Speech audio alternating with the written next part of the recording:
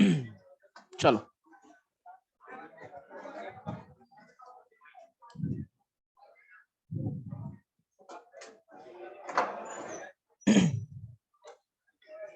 आ गए सब लोग?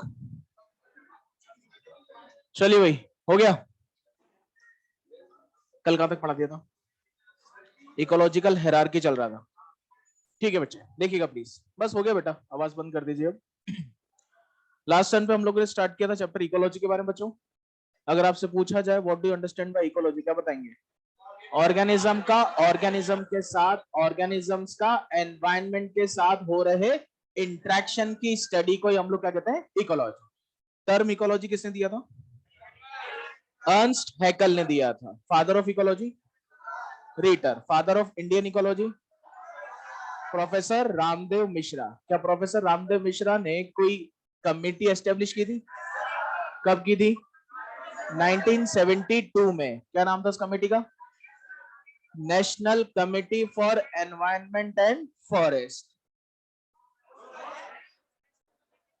National Committee for Environmental Planning and Coordination. This was the committee established in 1972, right? बालक second last bench पर, टोपी वाले के पास वाला। हाँ बालक, कमेटी कौन सी? बटन लगा ऊपर का। हाँ, कमेटी कौन सी थी बेटा?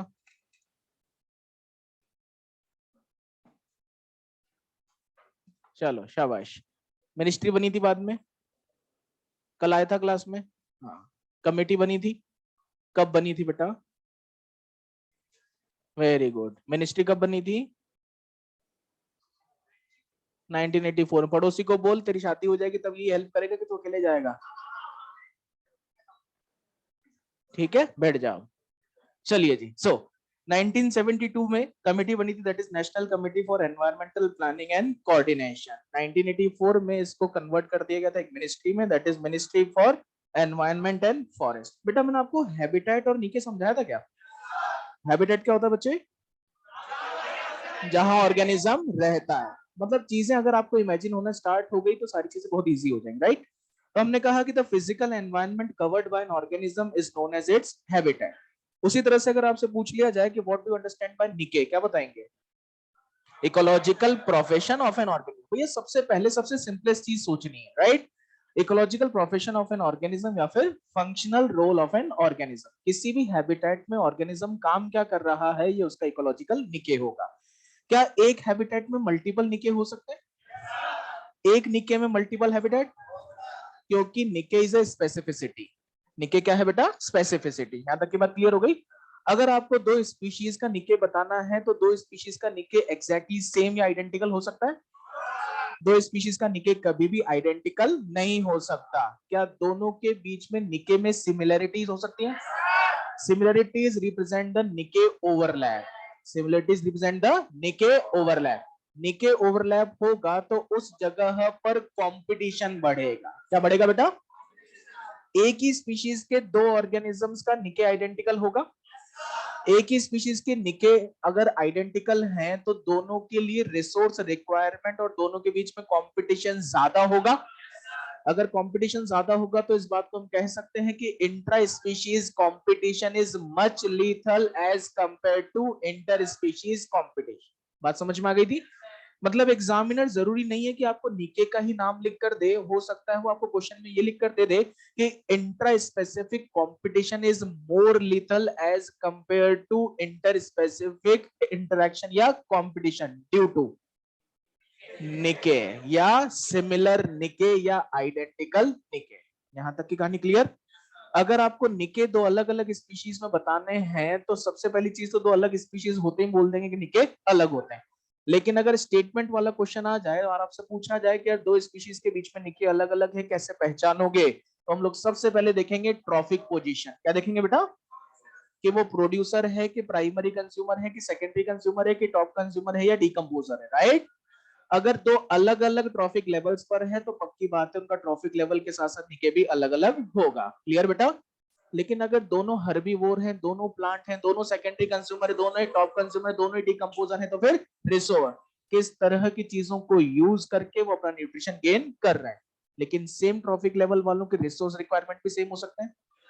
इसका मतलब है कि अगर दोनों चीजों पर भी ओवरलैप आ गया तो फिर टॉलरेंस रेंज पर जाएंगे और दो अलग अलग स्पीशीज की रेंज कभी भी सेम नहीं हो सकती। क्या यहाँ तक की बात सबको क्लियर? ये बात हो गई थी आपकी हैबिटेट और निके के बारे में। उसके बाद हमने स्टार्ट किया था बेटा इकोलॉजिकल हायरार्की, बताया ना। इकोलॉजिकल हायरार्की मैंने आपसे कहा था कि the sequential arrangement of ecological units. Ecology आपको बता दी थी ऑर्गेनिज्म का ऑर्गेनिज्म के साथ और ऑर्गेनिजम्स का एनवायरनमेंट के साथ हो रहे इंटरेक्शन की स्टडी को इकोलॉजी कहते हैं। इसका मतलब हम इकोलॉजिकल हायरार्की तभी बता पाएंगे जबकि सबसे छोटी यूनिट से कहानी स्टार्ट। राइट बच्चे? तो अगर हम लोग यूनिट की बात करें तो सबसे छोटी यूनिट ऑर्गेनिज्म। यार ऑर्गेनिज्म को हम कह सकते हैं the smallest unit of ecological hierarchy. किसी ऑर्गेनिज्म के होने के लिए सबसे बेसिक रिक्वायरमेंट, बहुत बढ़िया यार, सेल होगा तो मेटाबॉलिज्म, मेटाबॉलिज्म होगा तो ग्रोथ, ग्रोथ होगा तो रिप्रोडक्शन, और उसी के बाद ऑर्गेनिज्म अपना लाइफ स्पैन कंप्लीट करेगा with the consciousness working parallelly. Consciousness हर लेवल पर काम करेगा क्योंकि it is the response to external stimulus. ये बात क्लियर हो गई थी बच्चों? उसके अलावा क्या मैंने आपको ऑर्टिकोलॉजी सिनिकोलॉजी पढ़ाया था? ऑर्टिकोलॉजी में बता दिया था कि एक इंडिविजुअल, एक स्पीशीज और एक पॉपुलेशन का एनवायरनमेंट के साथ हो रहे इंटरेक्शन की स्टडी। राइट बेटा? तो क्या मैं ऐसा कह सकता हूं it is the ecology of individual, it is the ecology of species, it is ecology of population. Clear हो गई थी बात? Effect of global warming on humans, autecology बताया था एग्जांपल। बहुत बढ़िया यार। उसके बाद मैंने आपको सिनिकोलॉजी बताया था। सिनिकोलॉजी में मल्टीपल इंडिविजुअल होना जरूरी है, लेकिन केवल मल्टीपल इंडिविजुअल से काम नहीं चलेगा, multiple individuals of different species होना जरूरी है, क्योंकि ऑर्टिकोलॉजी में भी मल्टीपल इंडिविजुअल्स हो सकते हैं। बड़े कामली और बड़े पेशेंटली क्वेश्चन को पढ़ना, बड़े आसानी से सॉल्व हो जाते हैं और इतनी आसान जगहों से ही क्वेश्चन बनते हैं बेटा। राइट? तो अगर सिनिकोलॉजी की बात करें तो उसका मतलब एक से ज्यादा स्पीशीज का होना जरूरी बेटा। Group of individuals from same species is, बहुत बढ़िया, group of individual from different species. इसका मतलब है सिनिकोलॉजी में मिनिमम रिक्वायरमेंट कम्युनिटी है, ऑर्टिकोलॉजी में मिनिमम रिक्वायरमेंट इंडिविजुअल या स्पीशीज है या पॉपुलेशन। क्लियर हो गई बात? इसका मतलब एक ही स्पीशीज के ऑर्गेनिजम्स का ग्रुप जब बताएंगे तो वो क्या कहलाएगा? पॉपुलेशन कहलाएगा। बहुत बढ़िया यार। पॉपुलेशंस अगर अलग अलग स्पीशीज की हो तो क्या बनाती है? Community. Group of individuals from different species form a community. क्या मैंने आपको प्लांट कम्युनिटी बताया था, एनिमल कम्युनिटी, माइक्रोबियल कम्युनिटी? क्या मैंने आपको वो 100 इंडिविजुअल वाला एग्जांपल बताया था? 100 इंडिविजुअल वाले एग्जांपल में 100 के 100 अगर एक ही स्पीशीज के हैं तो पॉपुलेशन है, 99 एक स्पीशीज के रह गए, एक को चेंज कर दिया तो कम्युनिटी। इसका मतलब 99 की पॉपुलेशन 100 की। बहुत बढ़िया यार, एक एक चीज याद है मतलब आपको। राइट? तो अगर हम कम्युनिटी की बात कर रहे हैं तो plant community, animal community, microbial community, cumulatively biotic community है। क्या प्लांट कम्युनिटी बायोटिक कम्युनिटी नहीं है? क्या माइक्रोबियल कम्युनिटी बायोटिक कम्युनिटी नहीं है? Animal community? लेकिन स्पेसिफाई क्यों करा? क्योंकि सारे के सारे प्लांट हैं तो स्पेसिफिकली प्लांट कम, सारे के सारे एनिमल हैं तो, सारे के सारे माइक्रोब्स हैं तो, लेकिन यूजुअली नेचर में तीनों एक साथ मिलते हैं। इस वजह से हम कह देते हैं इसको biotic community, that is a community comprising all type of individuals from different species. अरे आ गई बात समझ में? इकोलॉजी क्या है? ऑर्गेनिज्म का ऑर्गेनिज्म के साथ और ऑर्गेनिजम्स का एबायोटिक फैक्टर्स के साथ हो रहे इंटरेक्शन की स्टडी। बेसिक यूनिट इज एक ही स्पीशीज के ऑर्गेनिज्म का इंटरेक्शन अगर मिल रहा है तो पॉपुलेशन में मिलेगा, अलग अलग स्पीशीज का मिल रहा है तो इसका मतलब ऑर्गेनिज्म का सेम और ऑर्गेनिज्म का डिफरेंट स्पीशीज के इंडिविजुअल के साथ इंटरेक्शन हो गया बेटा। अब किसके साथ होना बाकी है? एबायोटिक फैक्टर्स के साथ होना बाकी है। क्या ऑर्गेनिज्म एक बायोटिक फैक्टर है? जब बायोटिक फैक्टर एबायोटिक फैक्टर के साथ इंटरेक्ट करता है तो बनाता है इकोसिस्टम। क्या बनाता है बेटा? And ecosystem is the sum total of biotic as well as abiotic factors present in a particular area. जहां पर आप दोनों को क्यूमुलेटिवली बता सकते हैं वो क्या कहलाएगा? इकोसिस्टम कहलाएगा। राइट बच्चे? अगर हम कहें इकोसिस्टम के बारे में तो ecosystem is the smallest unit of nature.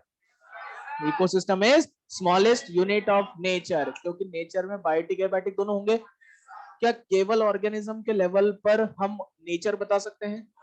Population के बेसिस पर, कम्युनिटी के बेसिस पर, इकोसिस्टम के बेसिस पर? तो क्या मैं ऐसा कह सकता हूं कि the smallest unit that represents nature is the largest unit that represent only biotic factor is?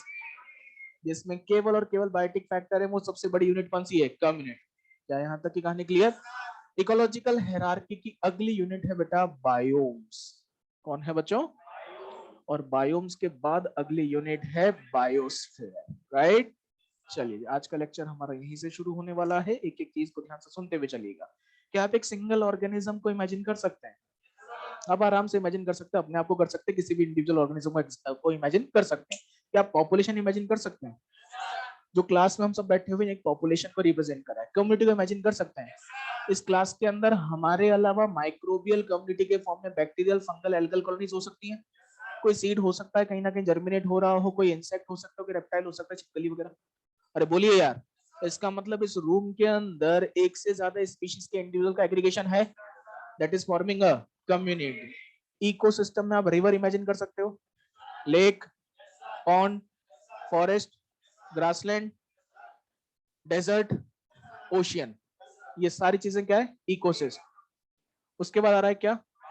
Biome के बाद earth is the only biosphere. Earth is the only. इसका मतलब है बायोस्फीयर में भी बायोटिक और एबायोटिक दोनों तरह के कंपोनेंट्स इंक्लूड होंगे बेटा।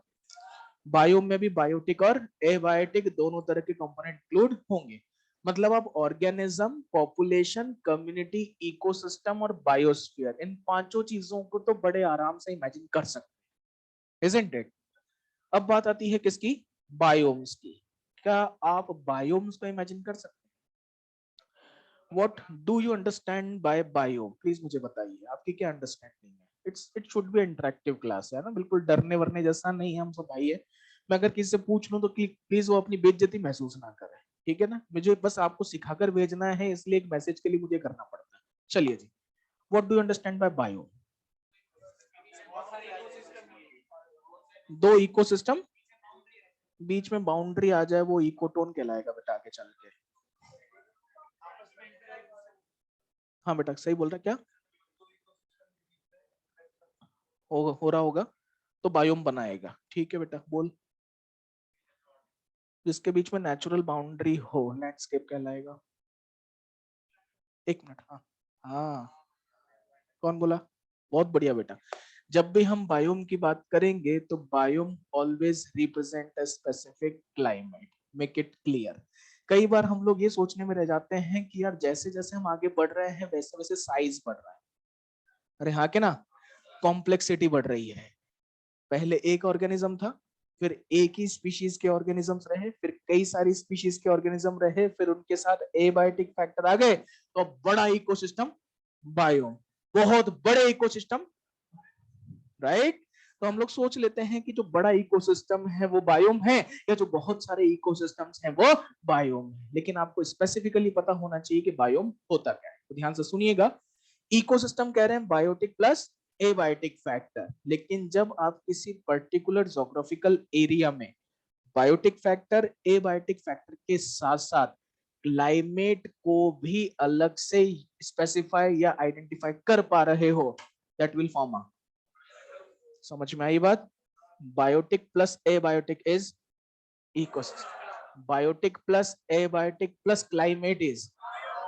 समझ में आई बात? चलिए सर ठीक है, आपने कहा हमें समझ में आ गया। एबायोटिक क्लाइमेटिक फैक्टर्स का फॉर्मेशन कर रहा है, लेकिन आप रिवर का क्लाइमेट कैसे बताओगे? राइट। व्हाट नहीं, क्लाइमेट क्या होता है? Climate is average weather. दो टर्म्स और आज आ गई, एक होता है वेदर और एक होता है climate, right. What do you understand by weather and what do you understand by climate? Weather is a frequently changing environmental conditions, right? And climate is average weather. जो साल भर में चेंजेस हुए हैं उसके हिसाब से जो एक एवरेज आता है वो क्या कहलाता है? क्लाइमेट कहलाता है। जैसे कि इंडिया के बारे में कहा जाता है कि India is a warm country. India is a, मतलब ये बता रहा है कि इंडिया का क्लाइमेट यूजुअली कैसा, वार्म रहता है। अब कोई लद्दाख में जाके बैठ जाए एक बार, अरे बात समझ में आई, राइट? फिर वो बताया कि India is a warm country, लेकिन हम लोग क्या बता रहे हैं, एक क्यूमुलेटिव एवरेज बता रहे हैं, that is forming a climate.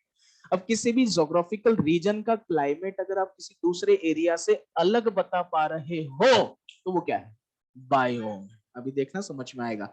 It can be a large ecosystem and it can be a group of ecosystem, दोनों चीजें हो सकती हैं, लेकिन आप अगर क्लाइमेट को स्पेसिफाई कर पा रहे हो। बोलो यार बच्चे। चलिए जी, इमेजिनेशन को थोड़ा सा स्ट्रॉन्ग करते हैं। अभी ये समझ में आ गया, और बालक के मन में जो कंफ्यूजन आया है वो बहुत लॉजिकल है, और सबके मन में आता है कि क्लाइमेट तो हर जगह बता सकते हैं।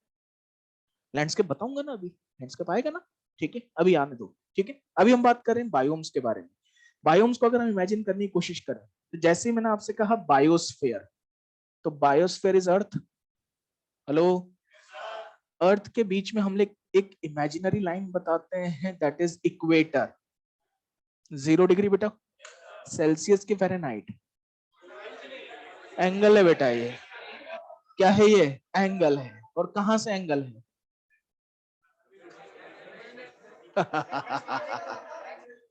अरे सन से एंगल है।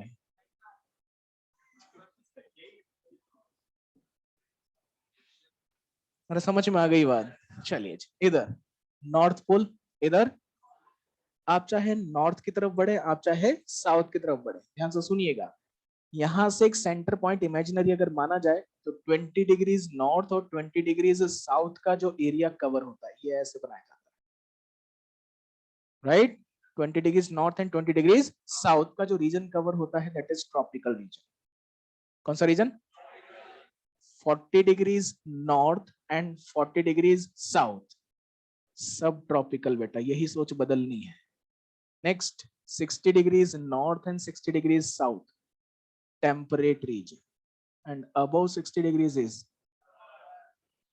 Clear, north pole is arctic and south pole is anti of arctic, antarctic. अरे बात समझ में आई, राइट? चलिए जी, तो हम लोग चल रहे हैं इक्वेटर से पोल्स की तरफ। मैं आपको फिर कह रहा हूं कि मैं ऐसा मानकर चल रहा हूं कि आपको कुछ नहीं आता, राइट? हो सकता है 2-3 दिन आपको बोरिंग सा फील हो, लेकिन 2-3 के बाद जैसे हम स्पीड पकड़ेंगे, वैसे आपको ये टर्म्स इतनी फैमिलियर लगेंगी, मजा आएगा पढ़ने में, राइट? तो मैं आपसे कह रहा था कि इक्वेटर से हम पोल्स की तरफ जा रहे हैं, तो क्या सन से दूरी बढ़ रही है? सन से दूरी बढ़ रही है तो लगातार लाइट में कमी आ रही है। सन से दूरी बढ़ रही है तो लगातार टेम्परेचर में भी कमी आ रही है। क्यों? क्योंकि लाइट एंड टेम्परेचर दोनों का सोर्स सन ही है। आ गई बात समझ में?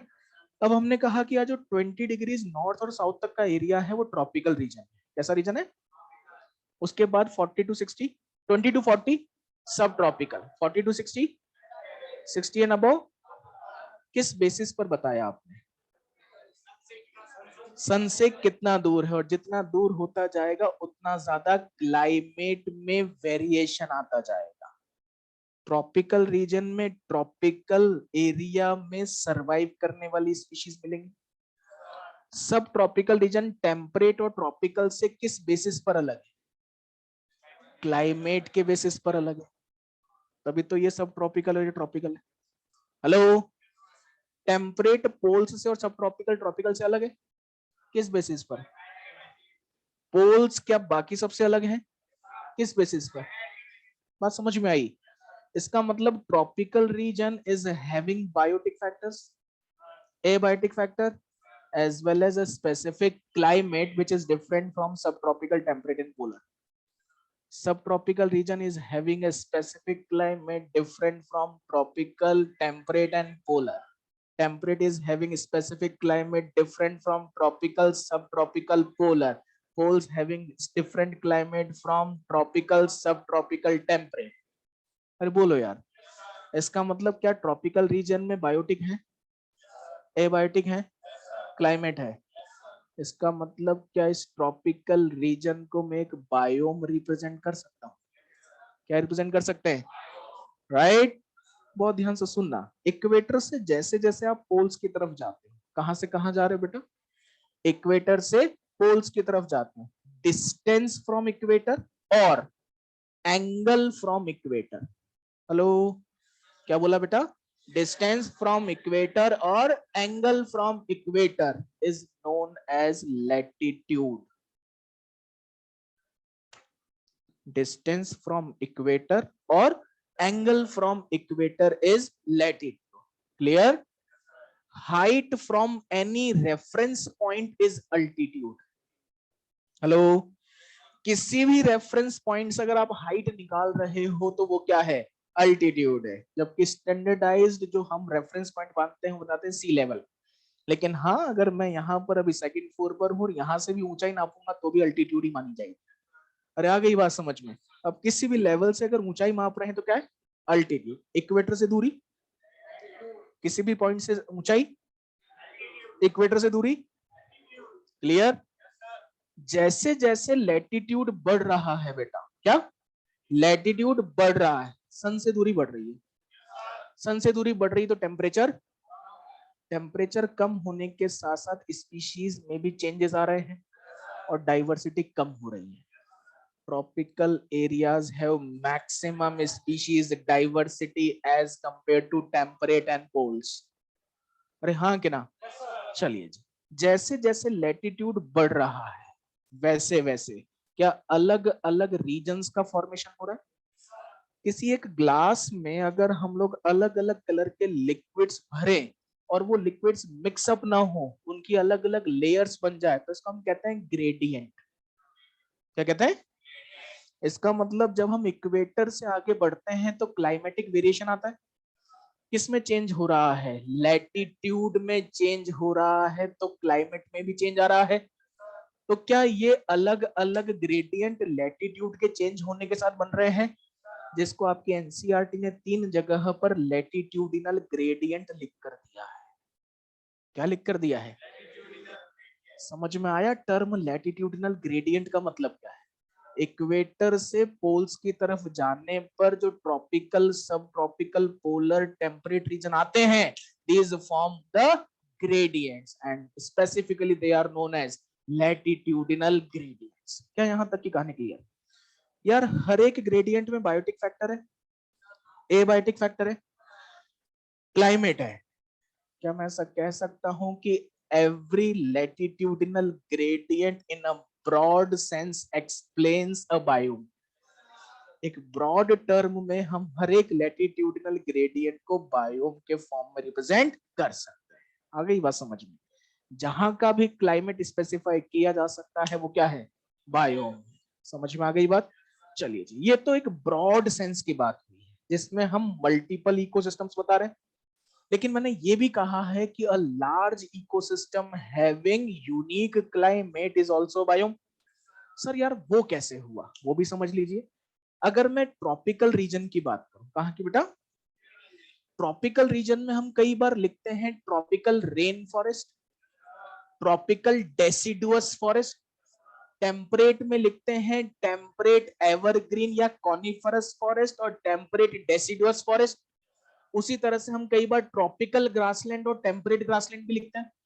इसका मतलब हर एक रीजन में अलग अलग तरह की वेजिटेशन वाले specific areas, and vegetation of a particular area is mainly affected by climate।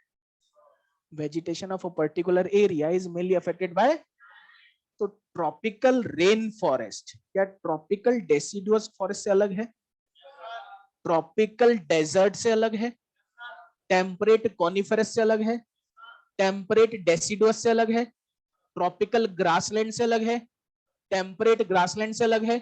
इसका मतलब tropical rain forest is having a unique climate which is different from others. क्या ट्रॉपिकल रेन फॉरेस्ट एक बायोम कहला सकता है? क्योंकि इसमें बायोटिक भी है, एबायोटिक भी है, और ट्रॉपिकल रेन फॉरेस्ट से बहती हुई कोई नदी सब ट्रॉपिकल और टेम्परेट रीजन तक पहुंच गई, राइट? तो वो नदी बायोम हुई कि उस रीजन में मल्टीपल इकोसिस्टम एक एक बायोम का हिस्सा बने। समझ में आ गई बात? इसका मतलब है कि हर एक बायोम में मल्टीपल इकोसिस्टम्स हो सकते हैं और साथ के साथ एक लार्ज बायोम या एक लार्ज इकोसिस्टम में बायोम का फॉर्मेशन कर सकते। तो ट्रॉपिकल डेसिडुअस फॉरेस्ट अलग क्यों है? क्योंकि वेजिटेशन अलग है। क्या अलग है? और किसी भी जगह की वेजिटेशन किससे इफेक्ट होगी? इसका मतलब उसका क्लाइमेट बाकी से, ट्रॉपिकल रेन फॉरेस्ट बोला तो क्या है, बायोम। ट्रॉपिकल डेसिडुअस बोला तो क्या है, temperate deciduous, temperate evergreen, tropical grassland, temperate grassland, desert. और कहीं पर अगर आपसे स्क्रब फॉरेस्ट कह दिया जाए तो भी बायोम है, क्योंकि वहां पर वेजिटेशन जो ग्रो कर पा रही है, वहां का क्लाइमेट केवल स्क्रब्स की ग्रोथ को ही सपोर्ट कर रहा है। अरे बोलो यार, तो क्या आप बायोम को इमेजिन कर पा रहे हैं? एक सिंगल ऑर्गेनिज्म इमेजिन हो रहा है, एक पॉपुलेशन इमेजिन हो रही है, कम्युनिटी, इकोसिस्टम, बायोम, बायोस्फीयर। अब देखना जरा, एक सिंगल ऑर्गेनिज्म था, कई सारे ऑर्गेनिज्म मिलकर, कई सारी पॉपुलेशन मिलकर, कम्युनिटी के बायोटिक फैक्टर, एबायोटिक फैक्टर साथ मिलकर, अलग अलग ecosystem with a specific climate, कई सारे बायोम्स मिलकर। समझ में आ रही है बात? मतलब प्रीवियस यूनिट नेक्स्ट यूनिट का ही पार्ट है, प्रीवियस यूनिट नेक्स्ट यूनिट का ही पार्ट। समझ में आ गई बात? तो जैसे जैसे हम आगे बढ़ रहे हैं वैसे वैसे क्या साइज बढ़ रही है भाई, और इसके साथ साथ क्या कॉम्प्लेक्सिटी बढ़ रही है? बहुत बढ़िया, साइज बढ़ती है, कॉम्प्लेक्सिटी भी बढ़ती है। रिवर के लिए पूरी रिवर को आप एक बायोम नहीं बता सकते, क्योंकि वो मल्टीपल क्लाइमेटिक कंडीशन से होकर गुजर रही है। जैसे कि हमारे गंगोत्री से निकलने वाली Ganga river ultimately West Bengal में जाकर गिरती है, जो कि ट्रॉपिकल रीजन है। कहां से आ रही है? पोलर लाइक कंडीशन से। अलग अलग क्लाइमेटिक रीजन है, तो उस क्लाइमेटिक रीजन का जो पार्ट है वो उस बायोम का पार्ट है, और कोलकाता में जाकर जो डंप आउट हो रही है वो क्या है, उस बायोम का। मतलब एक सिंगल पूरा का पूरा स्ट्रेच एक बायोम नहीं हो सकता, it is a group of ecosystem which is having different type of climate. बिल्कुल हो सकते हैं, बस ऊंचाई बता रहे हैं तो अल्टीट्यूड है, और अगर इक्वेटर से दूरी बता रहे हैं तो लैटिट्यूड है, लेकिन दोनों में कंडीशंस सिमिलरली चेंज होती है। मतलब base of latitude and base of altitude have similar vegetation. अभी जब मैं आपको स्पीशीज डाइवर्सिटी पढ़ाऊंगा उस समय सारी चीजें क्लियर करूंगा। क्या यहां तक की कहानी सबको क्लियर? ये हो गई भैया आपकी हेरार्किकल यूनिट। इन सब हेरार्किकल यूनिट्स के साथ साथ इस बीच में हम एक और यूनिट बताते हैं, दैट इज लैंडस्केप। नेक्स्ट क्या बेटा? लैंडस्केप। चलिए सुनिएगा बहुत ध्यान से। लैंडस्केप बताने का कारण क्या है, सबसे पहले तो वो जान। हमने सबसे पहले ऑर्गेनिज्म पढ़ा, group of organism, group of population, biotic और एबायोटिक का कंपोजिशन, इकोसिस्टम। इकोसिस्टम के बायोटिक, एबायोटिक प्लस क्लाइमेट, मतलब एक बड़ा ecosystem having climate is a right. तो यहां पर मन में क्वेश्चन आता है कि सर एक इकोसिस्टम आपने बता दिया, हेलो, और इकोसिस्टम प्लस क्लाइमेट बायोम बता दिया, तो सर कुछ ऐसा भी तो होता होगा ना जहां पर आप ग्रुप ऑफ इकोसिस्टम बताओ लेकिन क्लाइमेट ना बताओ।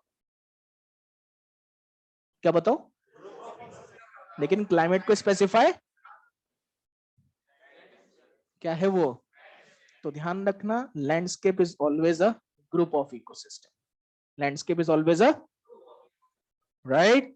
चलो सबसे पहले तो सबसे बढ़िया अंग्रेजी में जमा जमा के लिखते हैं कि लैंडस्केप होता क्या है। तो सुनिएगा पहले, और हर एक चीज को इमेजिन करिएगा कि अंग्रेजी में मैं क्या बोल रहा हूं। So what is a landscape? A large geographical area, have a imagination please. A large geographical area surrounded by natural boundaries. A large geographical area surrounded by natural boundaries having different mosaic patches. Having different mosaic patches. Mosaic मतलब बिखरे हुए, ठीक है, बिखरे हुए patches हैं, right? Each patch represents a ecosystem. Each patch represents a ecosystem. Clear? अब ये जो मैंने बोला और आपको कहा कि हैव अ इमेजिनेशन, तो आपके मन में जैसे जैसे मैं शब्द बोलता गया वैसे वैसे आपके मन में इमेजिनेशन क्या बनी? A large geographical area surrounded by natural boundaries. अरे हाँ कि ना? Having different mosaic patches and each patch represents an ecosystem. Right बच्चों, यही आई इमेजिनेशन। ठीक है, बोले भाई बात समझ में आ गई कि ठीक है ये हो गया एक लैंडस्केप। बोले तो landscape is a group of ecosystem जिसके चारों तरफ क्या प्रेजेंट है, नेचुरल बाउंड्रीज प्रेजेंट। क्या प्रेजेंट है बेटा, नेचुरल बाउंड्रीज प्रेजेंट, राइट। अब सुनिएगा ध्यान से, अब नेचुरल बाउंड्री का मतलब क्या है। नेचुरल बाउंड्री को इमेजिन करवाने के लिए एक सबसे बेहतरीन एग्जांपल मैं आपको बता देता हूं, अ लार्ज आइलैंड। हेलो, क्या, अ लार्ज आइलैंड, ऑस्ट्रेलिया मान लो, अरे हाँ कि ना, राइट। एक लार्ज आइलैंड मान लेते हैं, एक लार्ज आइलैंड है, उसके चारों तरफ पानी है, इसका मतलब कोई फिजिकल वॉल बनी हुई है, नेचुरल बाउंड्री है। क्या है बेटा, उस लार्ज आइलैंड पर क्या कोई फ्रेश वाटर लेक हो सकता है, क्या कोई ग्रासेस वाला एरिया, ग्रासलैंड एरिया हो सकता है, क्या कोई एक डेजर्टेड एरिया हो सकता है, क्या कोई एक फॉरेस्ट वाला एरिया हो सकता है। इसका मतलब है कि क्या डिफरेंट पैचेस या डिफरेंट मोज़ेक पैचेस इस लार्ज जोग्राफिकल एरिया में हैं which is surrounded by natural boundaries. This area is known as landscape, this area is known as. अगली चीज और ध्यान से सुनिएगा, क्या यहाँ का कोई ऑर्गेनिज्म यहाँ पर जा सकता है, 100% यहाँ का ऑर्गेनिज्म यहाँ पर जा सकता है, ठीक। यहाँ का ऑर्गेनिज्म यहाँ जा सकता है, तो जा सकता है भाई। क्या यहाँ का ऑर्गेनिज्म यहाँ, क्या यहाँ का ऑर्गेनिज्म यहाँ, इसका मतलब ये जो पैचेस हैं ये एक दूसरे से कनेक्टेड हो सकते हैं, ये जो पैचेस हैं एक दूसरे से कनेक्टेड। अब ये जो पैचेस यहाँ पर बने हुए हैं, ये पैचेस वाला जो एरिया है this is known as corridor. क्या कहलाता है, राइट। नेक्स्ट, और ये जो है ये लैंडस्केप का मैट्रिक्स है। क्या है ये, लैंडस्केप का मैट्रिक्स है। क्लियर। चलो, अगर नेचुरल एनवायरनमेंट में ये चीज समझ में नहीं आ रही है, इस रूम की बात कर लेते हैं। A large geographical area surrounded by natural boundaries. Hello, ये दीवारें जो है हम इनको मान लेते क्या है, natural bound, right, having different mosaic patches. Hello, having different mosaic patches, each patch represents an ecosystem, right। अब इस पैच से इस पैच में आना है, इसमें से आओगे, ये क्या है, समझ में आ गई बात। और ये जो कॉरिडोर है अगर बेंचेस हटा दी जाएं, मतलब इनको हटा दिया जाए तो खाली जगह क्या है, इस मैट्रिक्स का पार्ट है। अरे आ गई बात समझ में, 100% क्लियर। आज तक एग्जामिनेशन में केवल एक ही प्रश्न पूछा गया है, what is the unit of landscape, ecosystem, क्योंकि as it is the group of ecosystem. आ गई यहां तक की कहानी क्लियर। अब सर इसको हमने हायरार्किकल यूनिट्स में क्यों नहीं लिया। हेलो यार, हम इसको हायरार्किकल यूनिट में ले सकते थे ना, लेकिन हमने इसको हायरार्किकल यूनिट में क्यों नहीं लिया। समझिएगा बात को, हायरार्किकल यूनिट में जैसे जैसे आगे बढ़ रहे हैं वैसे वैसे साइज साथ के साथ कॉम्प्लेक्सिटी भी बढ़ रही है। लेकिन क्या लैंडस्केप बायोम के पहले आ रहा है, लैंडस्केप बायोम के पहले।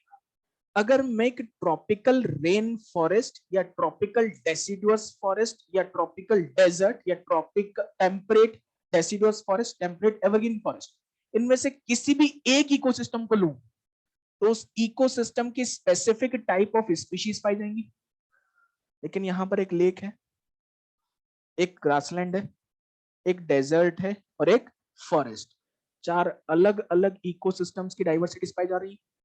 तो मुझे बताओ कि उस सिंगल लार्ज इकोसिस्टम के कंपैरिजन में, लैंडस्केप के कंपैरिजन में किसकी कॉम्प्लेक्सिटी ज्यादा दिख रही है, complexity of landscape may be higher than a bio. अरे बात समझ में आई। इसी वजह से लैंडस्केप को हम कभी भी हायरार्किकल यूनिट्स में नहीं। अरे आई कि नहीं आई बात। What is a landscape, group of ecosystem, that is a large geographical area surrounded by natural boundary having different mosaic patches and each patch represents an unit of landscape is। दो ecosystems को landscape में जो जोड़ता है वो क्या है, और कॉरिडोर जिस एरिया में है वो क्या है, खत्म हो गया लैंडस्केप में, इसके बाहर नहीं जा सकता। बिल्कुल माउंटेन हो सकता है, कोई भी डेजर्टेड एरिया हो सकता है, इकोटोन वाला एरिया हो सकता है, that will be a boundary, right, जहां पर कोई फिजिकल बाउंड्री नहीं है, तार बाड़ नहीं हो रही, फेंसिंग नहीं हो रही। ठीक है, that can be a natural boundary. लिखवाना है क्या? हाँ, राइट, बिल्कुल। नहीं, बीच वाला गैप तो मैट्रिक्स है, पाथ मैट्रिक्स का पार्ट है, ठीक है, जहां से ऑर्गेनिज्म इधर से इधर ट्रांसफर हो रहे हैं। क्यों, टेरेस्ट्रियल भी तो हो सकता है, बिल्कुल बिल्कुल, कोई सा भी पाथ जिससे दो इकोसिस्टम कनेक्ट हो रहे हैं। देखो जैसे मैंने इसको लेक बताया, इसको मैंने ग्रासलैंड बताया, इसका मतलब है यहाँ का कोई क्रोकोडाइल फीडिंग के लिए आ सकता है और यहाँ का कोई एनिमल पानी पीने यहाँ जा सकता है। इन दोनों इकोसिस्टम को कनेक्ट करने वाला जो पाथ है वो क्या है? कॉरिडोर, और उस मैट्रिक्स का ही पार्ट, ठीक है। और यही मैट्रिक्स आगे जाकर मैं आपको इकोटोन बताऊंगा। अरे बात समझ में आई? लेकिन वही ये समय से पहले और भाग्य से ज्यादा नहीं मिलता। हाँ बेटा बोल। हाँ हाँ हाँ। अगर हम किसी लैंडस्केप की बात करें तो landscape is a group of ecosystems and biome में contain a single large ecosystem. तो अगर हम लोग बायोम की कॉम्प्लेक्सिटी देखें तो वेजिटेशन के बेसिस पर बताओगे, ट्रॉपिकल रेन फॉरेस्ट में वेजिटेशन रेन फॉरेस्ट वाली होगी, लेकिन यहाँ पर एक्वेटिक एरिया की मिल रही है, डेजर्ट की मिल रही है, ग्रासलैंड की मिल रही है, फॉरेस्ट की मिल रही है। तो बताओ कॉम्प्लेक्सिटी किसकी ज्यादा? लैंडस्केप उस केस में। हाँ बेटा।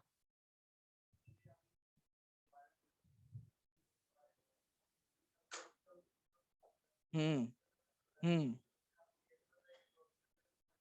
हम्म हम्म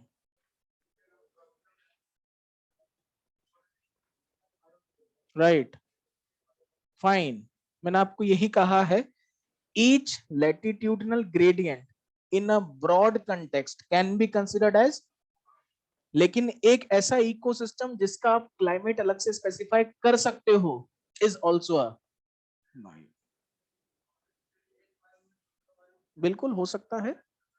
ग्रुप ऑफ इकोसिस्टम्स है, group of ecosystem having a climate क्या कहलाएगा? बायोम कहलाएगा। अब उस रीजन के अंदर वैसी climatic condition tropical plus tropical, चाहे रेन हो चाहे डेसिडुअस हो, दोनों एरिया कैसे हैं? वार्म एरियाज कहलाएंगे। मतलब वहां का क्लाइमेट कैसा है? कॉमन है। बस यहाँ पर रेनफॉल ज्यादा हो रही है, यहाँ पर सीजनल हो रही है।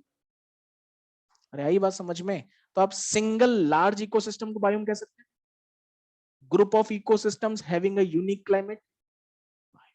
तो latitudinal in a broad extent is a biome, यही है, ठीक है।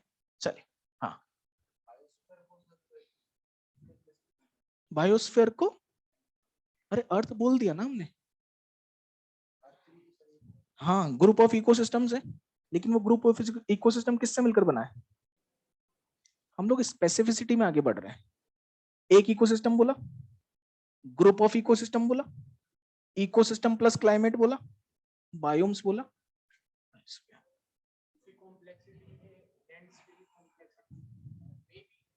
हाँ, may be, not always. Hello, complexity of landscape may be higher than bio, always नहीं बोला है मैंने, हमेशा। अरे आ गई बात समझ में? क्लियर यहां तक की कहानी? बिल्कुल, लैंडस्केप का अगर क्लाइमेट स्पेसिफाई कर दिया तो वो बायोम कहलाएगा।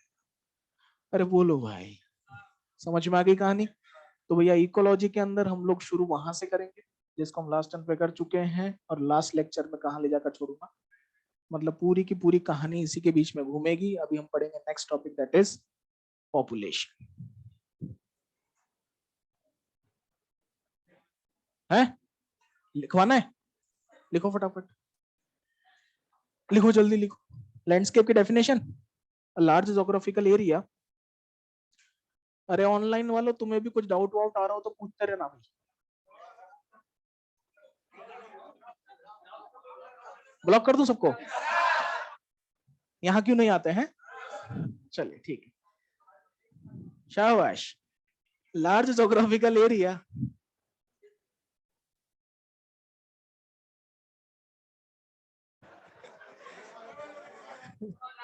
अच्छा अपने बैच वालों की बात करें, ठीक है, चलो ठीक है।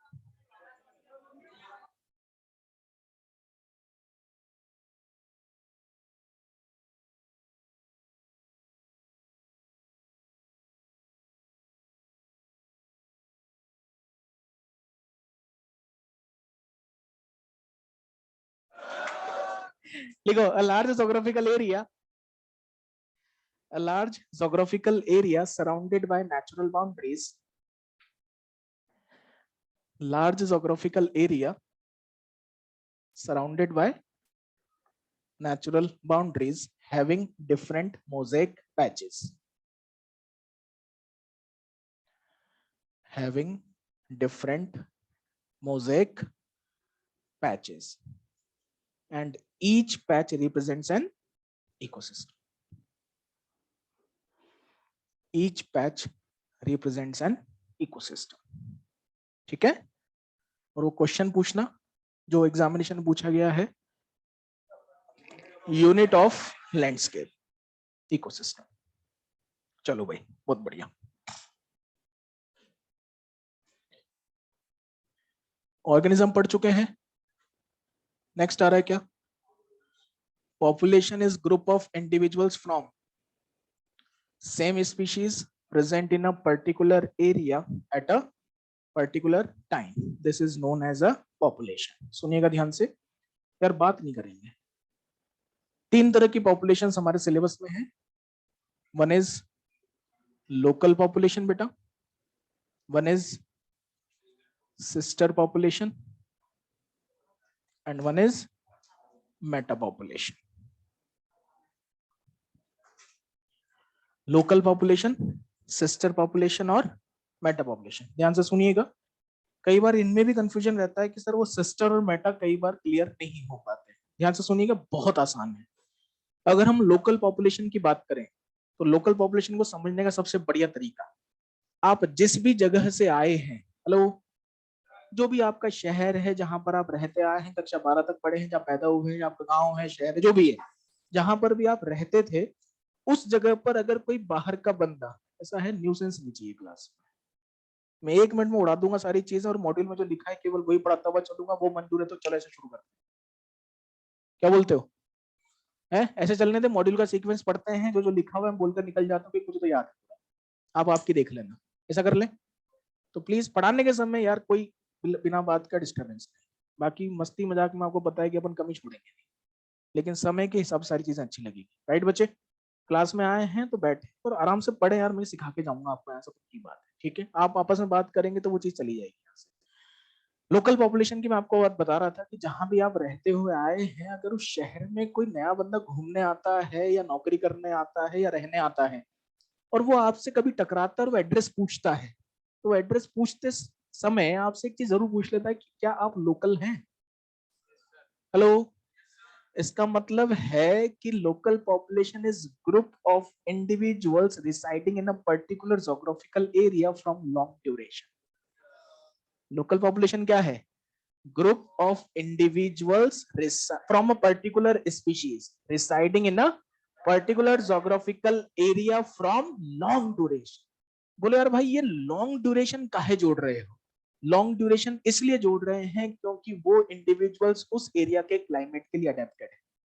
जो टेम्पोररीली आया है वो अडेप्टेड नहीं होगा। अरे बात समझ में आई? 100% क्लियर? तो लोकल पॉपुलेशन क्या है? Group of individuals from a particular species residing in a geographical area from, लंबे समय से किसी पर्टिकुलर ज्योग्राफिकल एरिया में रह रहे हैं तो वहां के क्या बन गए? समझ में आई बात? इमेजिनेशन को स्ट्रॉन्ग करते हैं। आप और आपकी फैमिली जिस भी शहर या गांव में रहते हैं, आप लोग वहां की लोकल पॉपुलेशन है।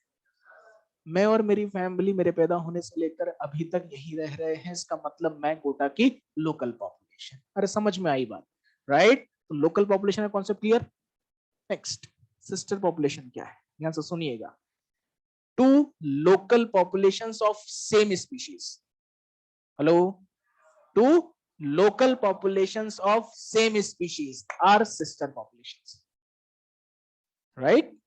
अब दो लोकल पॉपुलेशन बोलने का मतलब क्या हुआ? दो अलग अलग जोग्राफिकल एरियाज की, हेलो, लेकिन है कैसी? Same species. कैसी? क्योंकि जैसे ही पॉपुलेशन कहीं लिखा आता है उसका साफ साफ मतलब क्या है? क्लियर है बात? दो अलग अलग लोकल पॉपुलेशन आपस में क्या है? शर्त क्या है? सेम स्पीशीज की होनी चाहिए। दो अलग अलग स्पीशीज की लोकल पॉपुलेशन अपर में सिस्टर नहीं हो सकती, वो कम्युनिटी हो गई। अरे आ गई बात समझ में? इसका मतलब आप और आपकी फैमिली एक जगह की लोकल पॉपुलेशन, मैं और मेरी फैमिली दूसरी जगह की लोकल पॉपुलेशन, आपकी फैमिली मेरी फैमिली आपस में। समझ में आ गई बात? एक एक पॉइंट क्लियर है? चलिए डायग्रामेटिकली समझने की कोशिश करें। लोकल पॉपुलेशन में आपको बता रहा था जैसे कि आप और आपकी फैमिली, ह्यूमन पॉपुलेशन बेटा जहां से भी आप आए हैं, मान लेते हैं कि आप मनाली से आए हैं, शाबाश। मैं और मेरी फैमिली, हम लोग कोटा की लोकल पॉपुलेशन, अरे हाँ के ना, ठीक। मनाली की लोकल पॉपुलेशन, कोटा की लोकल पॉपुलेशन, दोनों होमोसेपियन सेपियन, सेम स्पीशीज की दो लोकल पॉपुलेशन आपस में। क्लियर बेटा? मतलब मनाली की ये एक लोकल पॉपुलेशन है और लोकल पॉपुलेशन के लिए टर्म यूज किया जाता है डीम्स।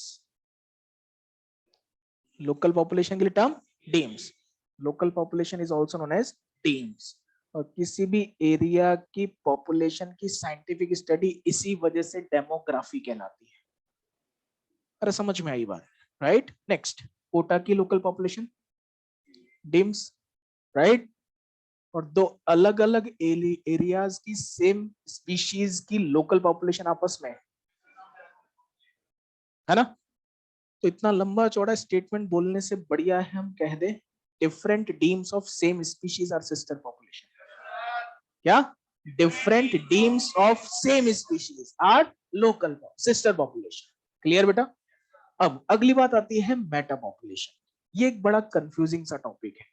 मेटा पॉपुलेशन के बारे में आपकी एनसीईआरटी मॉड्यूल में क्या लिखा हुआ है? मॉड्यूल कहता है कि मेटा पॉपुलेशन में हमेशा डिस्पर्सिंग इंडिविजुअल की वजह से मेटा पॉपुलेशन का फॉर्मेशन। ठीक है, वो कह रहा है कि when two local populations are interconnected through dispersing individuals, क्या? when two local populations are interconnected through dispersing individuals, they form the meta population। अब बोले यार इस बात का मतलब क्या है, आइए समझते हैं। हमने कहा कि ये मनाली की लोकल पॉपुलेशन, ये कोटा की लोकल पॉपुलेशन, मनाली की लोकल पॉपुलेशन और कोटा की लोकल पॉपुलेशन आपस में, राइट बेटा? मैंने इमेजिनेशन में आपको ये बताया है कि ये आपकी फैमिली है, ये मेरी फैमिली है, राइट?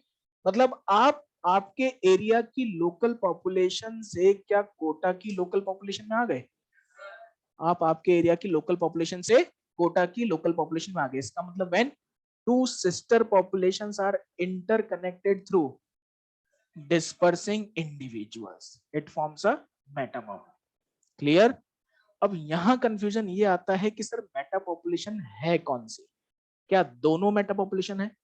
नहीं भैया, जहां पर डिस्पर्सिंग इंडिविजुअल आया है वो मेटा पॉपुलेशन है। हेलो? अभी ये मेटा पॉपुलेशन नहीं बनी है एज हमने जो एग्जांपल बताया है उसके हिसाब से। अरे हाँ कि ना?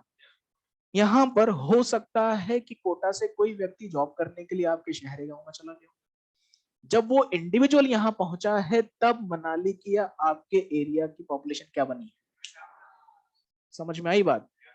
तो different demes of same species is a different demes of same species is a अगर आपसे पूछा जाए व्हाट इज मेटा पॉपुलेशन तो हम कहेंगे डीम्स प्लस डिस्पर्सिंग इंडिविजुअल।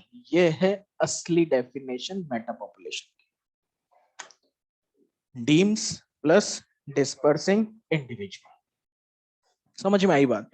जहां डिस्पर्सिंग इंडिविजुअल होगा वो मेटा पॉपुलेशन होगी, जहां डिस्पर्सिंग इंडिविजुअल नहीं होगा वो मेटा पॉपुलेशन नहीं होगी। क्लियर? अब बात आती है कि सर इस हिसाब से तो दुनिया की सभी पॉपुलेशंस मेटा पॉपुलेशन होंगी। हेलो? क्यों? क्योंकि आप केवल ह्यूमन को कंसीडरेशन में ले रहे हो और मैं नेचर की बात कर रहा हूं। अरे समझे?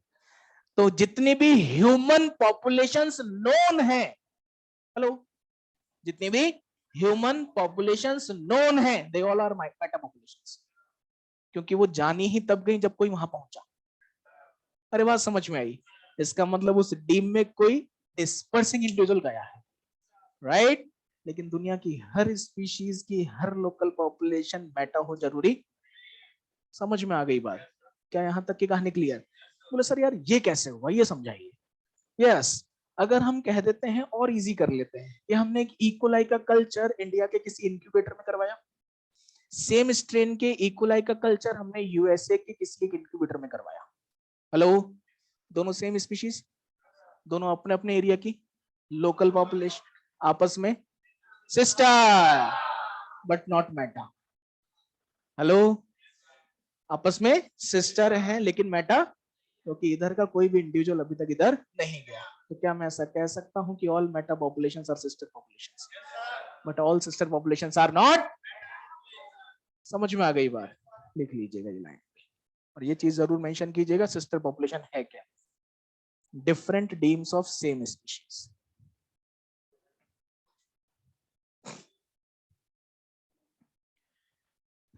Different demes of same species.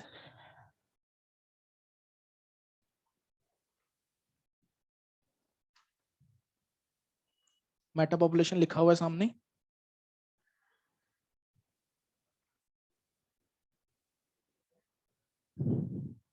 Deems plus dispersing individuals.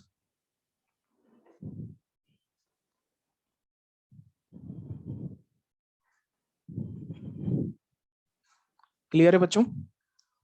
बोलो यार, लोकल पॉपुलेशन समझ में आया, सिस्टर, मेटा पॉपुलेशन, गुड। जैसे ही मैं आपको पॉपुलेशन के बारे में कह रहा हूं, दोनों स्टेटमेंट लिख लिया आपने, all meta populations are sister population but all sister populations are not meta populations.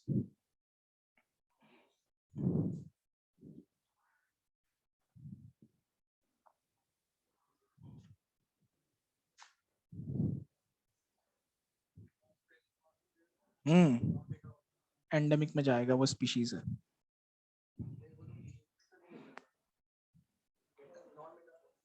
वो तो नॉन मेटा ही होगा ना, उसका तो कोई डिस्पर्सिंग इंडिविजुअल कहीं है ही नहीं, उसका तो कोई सिस्टर भी नहीं है, वो एंडेमिक में जाएगा। चलिए डन बेटा। जैसे ही मैं पॉपुलेशन कह रहा हूं, बार बार एक ही बात कह रहा हूं, क्या? Same species. आइए डिटेल में बात करना स्टार्ट करते हैं स्पीशीज के बारे में। Smallest unit of taxonomical hierarchy, species. अरे ऑर्गेनिज्म वालों सुनो तो सही क्या बोल रहा हूं। टेक्सोनॉमिकल हेरार्की की सबसे छोटी यूनिट, इकोलॉजिकल हेरार्की की, नेचर की, ऑर्गेनिज्म की। समझ में आ गई बात? तो smallest unit of taxonomical hierarchy is species. Clear बेटा? चलिए थोड़ा सा इसमें भी ह्यूमर लेके आते हैं। अगर आपसे पूछा जाए कि यार दो ऑर्गेनिज्म दिए गए आपको, और उन दोनों ऑर्गेनिज्म के बारे में पूछा गया कि आपको ये बताना है कि ये सेम स्पीशीज के हैं या डिफरेंट स्पीशीज के हैं, कैसे पहचानोगे?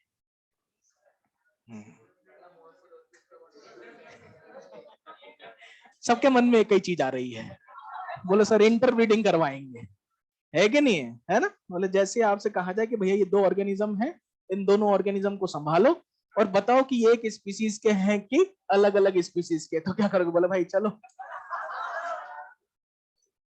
ऐसा क्या? हाँ ऐसा तो पॉसिबल नहीं है ना यार, है ना? क्योंकि हम लोग क्या सब साइंस के हिसाब से सोचते हैं, हम लोग बिल्कुल जनरल डेली लाइफ की चीजों के हिसाब से नहीं सोचते। मुझसे अगर कोई पूछे कि यार दो ऑर्गेनिज्म है, सेम स्पीशीज के हैं, डिफरेंट स्पीशीज के, कैसे पहचानोगे? मैं कहूंगा देख कर। हेलो, तो सुनना, 5 पॉइंट सिखा रहा हूं आपको स्पीशीज के, और ये आपको सोते जाते उठते बैठते याद होने चाहिए, राइट? स्पीशीज के दो अलग अलग, दो सेम स्पीशीज के अलग अलग इंडिविजुअल को पहचानने का तरीका, which are similar in structure, function and behaviour, which are similar in structure, function and behaviour. भाई साहब सेम नहीं बोला है, सिमिलर बोला है। सेम बोला होता तो हम सबकी शक्ल एक जैसी होती, या तो आपकी मेरे जैसी या मेरी आपके जैसी। हाँ बोले हम नहीं, लेकिन इस शक्ल के बहुत फायदे बेटा।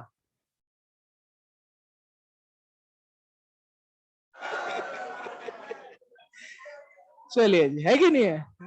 ओके फाइन, सुनिएगा please. So which are similar in structure, function and behaviour, right?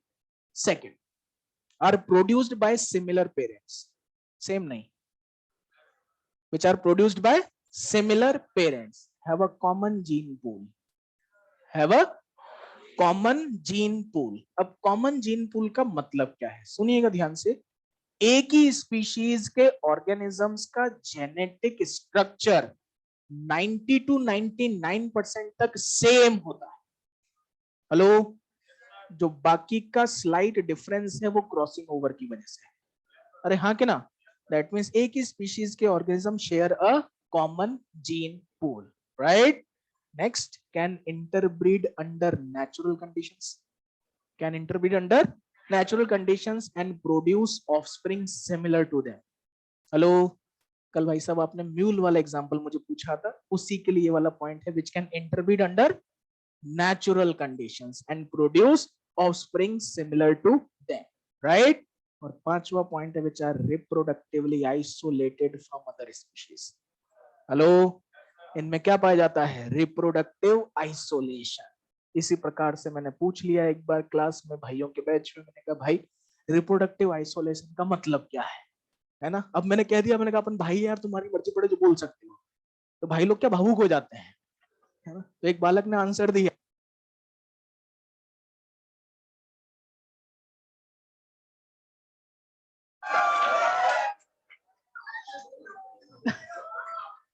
क्या है बेटा, रिप्रोडक्टिव आइसोलेशन. समझ में आ गई बात, कॉन्सेप्ट क्लियर हो गया सब बच्चों का. चलो फाइन, सुनिएगा please.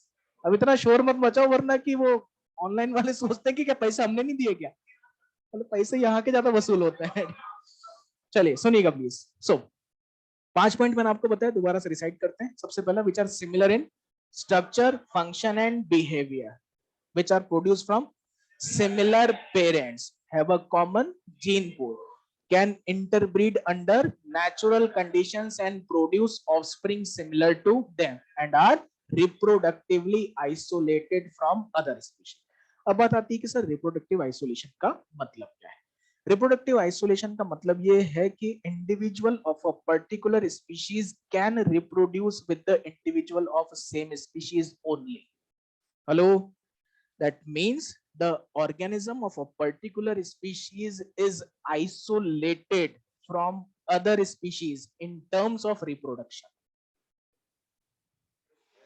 Individual of a particular species is isolated from other species in terms of, मतलब वो नेचुरली अपनी ही स्पीशीज के इंडिविजुअल के साथ रिप्रोड्यूस कर सकता है. यही कारण तो है कि जो बायोलॉजिकल स्पीशीज कॉन्सेप्ट है वो अर्नस्ट मेयर का, वो भी रिप्रोडक्टिव आइसोलेशन पर ही बेस्ड था. आगे बेटा बात समझ में, प्लीज 5 पॉइंट मुझे रिपीट करके बताएंगे.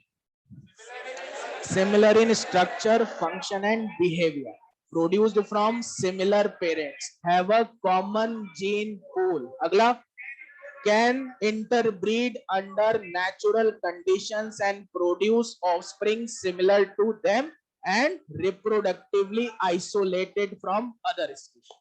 समझ में आ गई यहाँ तक, 100% क्लियर.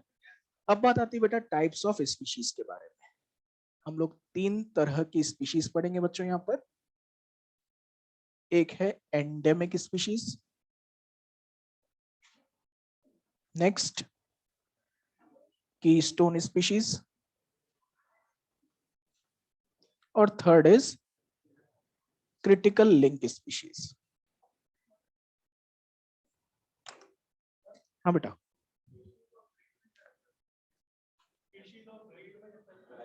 वैरायटी हो गई ना वो तो. स्ट्रेन या वैरायटी जब हम लोग चेंज करते हैं, अगर जेनेटिक लेवल पर डाइवर्सिटी पाई जा रही है, जेनेटिक लेवल पर चेंज हो रहा है, तो it will form a breed और वैरायटी और अ स्ट्रेन. ठीक है, चलिए बात करते हैं हम लोग एंडेमिक स्पीशीज. है तो स्पीशीज सेम ही, केवल चेंज हो रहा है. आगे चल के जब मैं आपको बायोडाइवर्सिटी पढ़ाऊंगा उस समय पर ये चीज भी क्लियर करूंगा. जैसे कि हम लोग आम के बारे में बोलते हैं, आम में भी हम लोग को दशहरी बताते हैं, लंगड़ा बताते हैं, हाफूस बताते हैं, अल्फांसो बताते हैं. ये सब क्या है, जेनेटिकली डिफरेंट है, that is on the basis of genetic variation. क्या बन गई है, वैरायटी है, स्ट्रेन. ठीक है, चलिए. मुझे पता था, समय आने दे तब बता दूं कि आज ही बता दूं. सिनोनिमस हैं दोनों terms, strain term is usually used for microbial species and varieties used for other organisms. लेकिन yes, इन जनरल टर्म्स हम वैरायटी और स्ट्रेन को सिनोनिम्स यूज कर सकते हैं। इसलिए आपकी एनसीईआरटी ने लिखा हुआ है कि in India there are 50,000 strains of rice and 1,000 varieties of mango, right. वो दोनों ही जेनेटिक डाइवर्सिटी के एग्जांपल है, क्योंकि दोनों टर्म्स क्या है, सेम है। ठीक है, चलिए सुनिएगा बात को। अगर हम बात कर रहे हैं तीन तरह की स्पीशीज के बारे में, और तीन तरह की स्पीशीज कौन कौन सी है, एंडेमिक स्पीशीज, कीस्टोन स्पीशीज और क्रिटिकल लिंक स्पीशीज। मजा ही आ गया भाई साहब आपके बैच में पढ़ाने में। कल तो मुझे लग रहा था कि ये चाचू पॉपू वाले बैच है, ये केवल सीटियां ही बजाएंगे, क्या ही मजा आएगा है। अच्छा वो स्वागत था इस प्रकार की आवाजों के साथ? नहीं नहीं नहीं बेटा, वो दूसरी आवाजें अच्छी लगती, अभी नहीं बेटा, है ना, एग्जामिनेशन के बाद। चलिए, और आप लोग सेलेक्ट हो जाओ, फिर मैं आपके मेडिकल कॉलेज में भी आ जाता हूँ मिलने।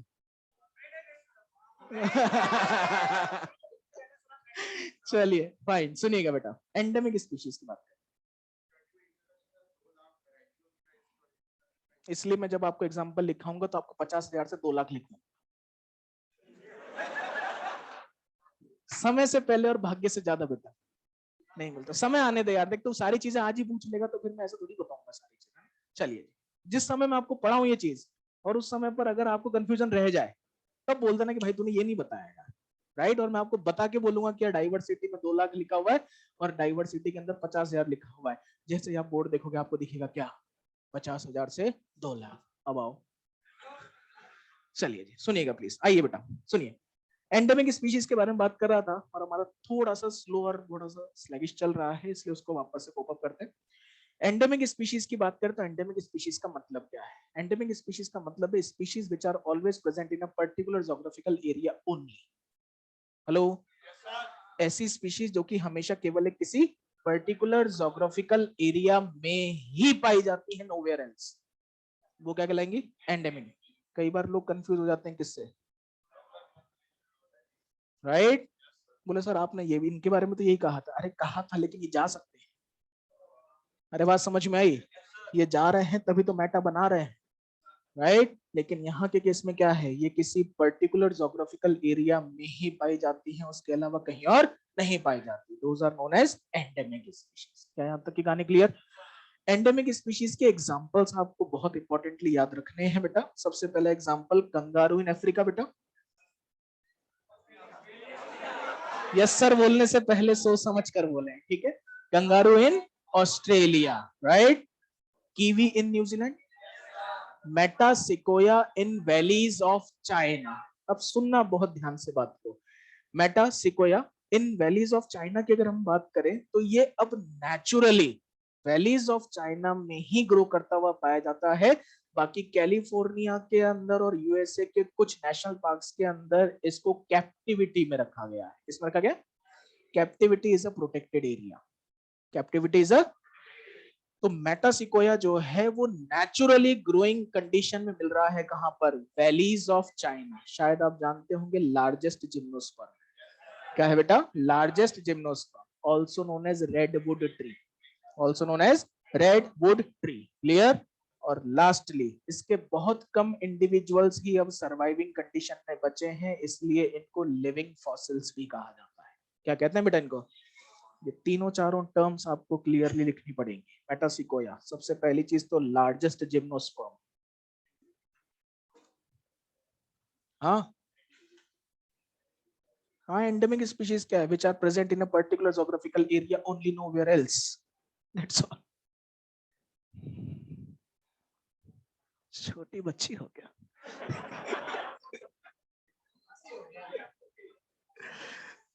चलिए सुनिएगा अगले एग्जाम्पल में, kangaroo in Australia, kiwi in New Zealand, मेटासिकोया in valleys of China. मेटासिकोया के बारे में लार्जेस्ट जिम्नोस्पर्म, सेकंड बताया रेडवुड ट्री, कीवी न्यूजीलैंड बेटा। मेटासिकोया लार्जेस्ट जिम्नोस्पर्म, रेडवुड ट्री, और लिविंग फॉसिल्स भी इनको कहा जाता है। हाँ बच्चे,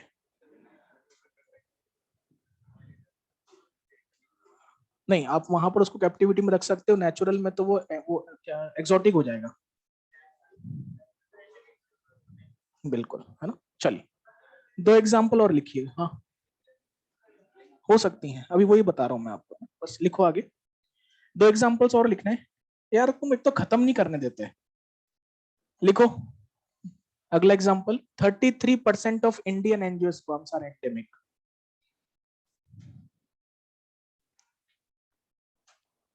33% of Indian angiosperms are endemic. अरे भैया ये एग्जामिनेशन के क्वेश्चन है, कहीं नहीं लिखे हुए, प्लीज मेंशन करो।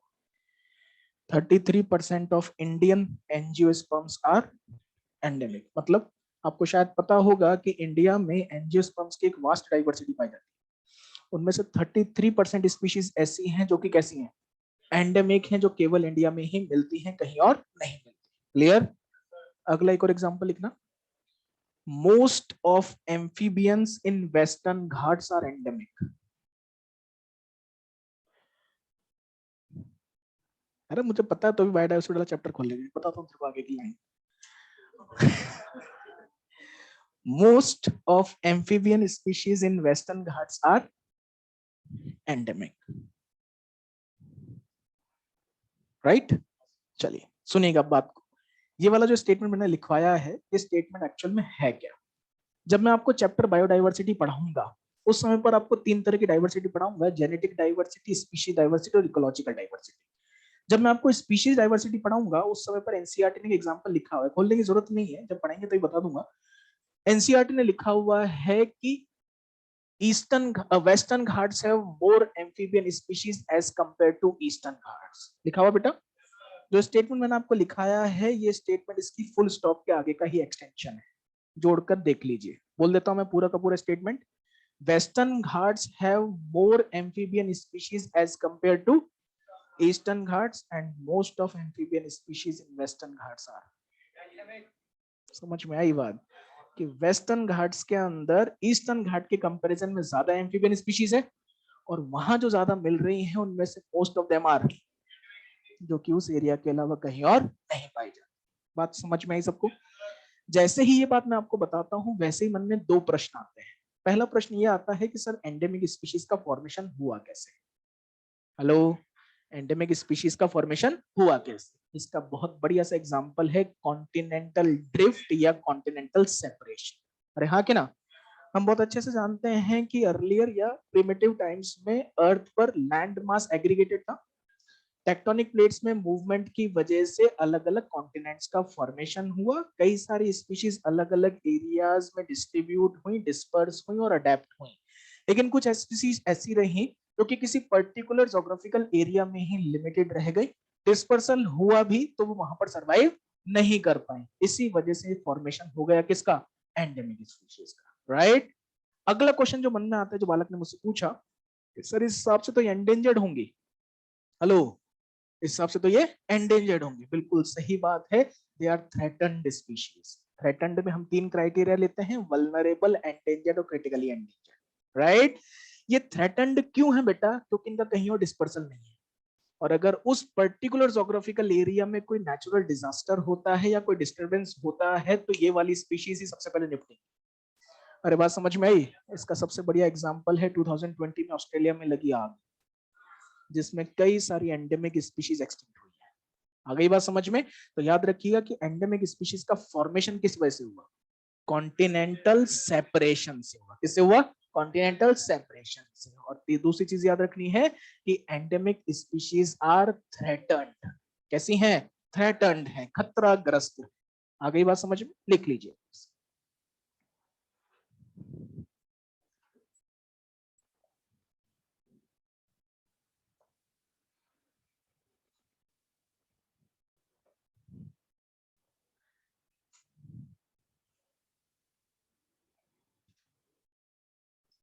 डन बेटा। चलिए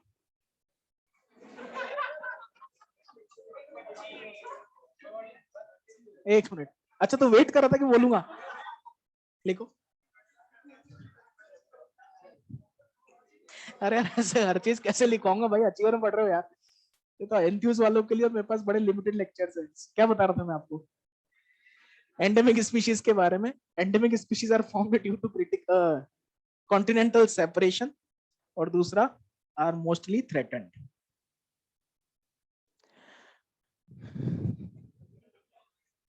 चलिए शाबाश।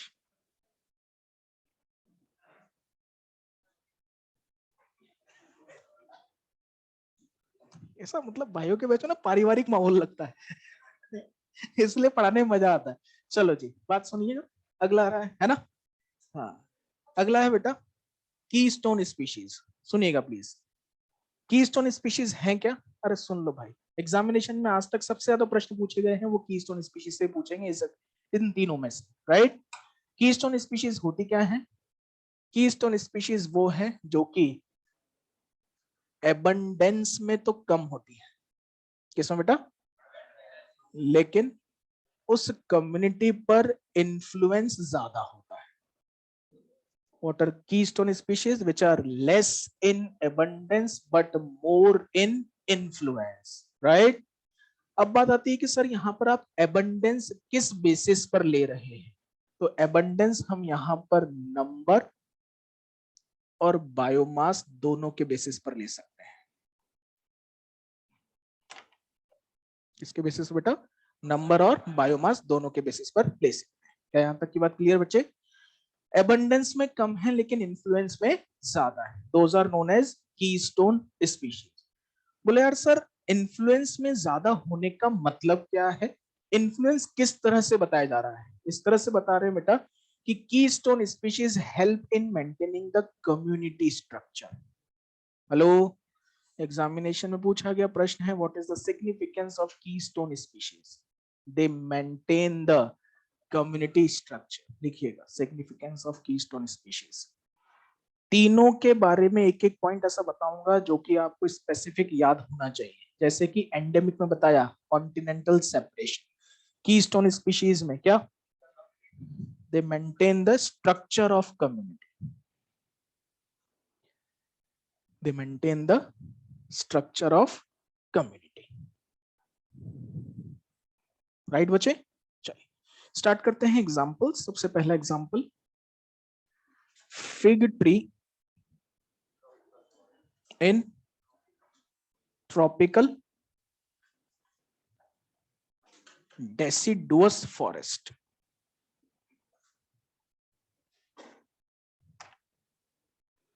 Fig tree in tropical deciduous forest। चलिए बच्चों सुनिएगा प्लीज। फॉरेस्ट होते हैं दो तरह के, एक होते हैं एवरग्रीन फॉरेस्ट और एक होते हैं deciduous फॉरेस्ट। नाम से ही समझ में आ रहा है जो साल भर हरे बने रहते हैं वो, और साल के किसी पर्टिकुलर सीजन में लीव्स शेड करते हैं वो deciduous फॉरेस्ट, राइट बच्चे? चलिए हम बहुत अच्छे से जानते हैं कि tropics are less seasonal as compare to temperates. Tropics are less seasonal as compare to temperates. Make it clear 100% now only. अगर मैं आपसे कहता हूं कि बताइए सीजन्स कौन कौन से होते हैं, कितने सीजन्स होते हैं? कौन कौन से? Autumn, winter, spring, summer. कौन कौन से? मेक इट क्लियर कि आपको ये सीक्वेंस भी याद रहे। पहले ऑटम, फिर विंटर, फिर स्प्रिंग, फिर समर। खत्म नहीं होता है, वापस ही आ जाता है। अरे समझ में आई बात? Autumn, winter, spring, summer. ध्यान रखना विंटर के जस्ट बाद में समर नहीं आएगा और समर के जस्ट बाद में विंटर नहीं आएगा। हेलो, मैं अपना काम आसान करने के लिए इन सब चीजों पर टाइम इसलिए लगा रहा हूं ताकि आगे जब बोलूंगा तो एक ही बार में क्लिक होनी चाहिए बात, राइट?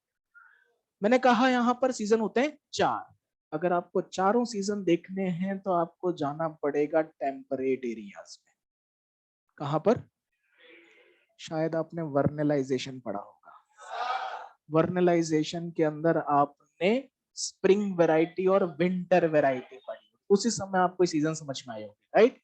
ऑटम, विंटर, स्प्रिंग और समर, इन चारों सीजन्स को अगर देखना है तो टेम्परेट एरियाज में, जबकि ट्रॉपिकल एरियाज में होते हैं केवल समर एंड विंटर। कौन से? Summer and winter. आपके पास इसके अलावा ऑटम और स्प्रिंग नहीं होता। क्लियर? अगर आपसे पूछा जाए कि यार टेम्परेट एरियाज का जो डेसिडुअस फॉरेस्ट है वो अपनी लीव्स की शेडिंग कब करेगा? ऑटम सीजन में। कब शेड करेगा?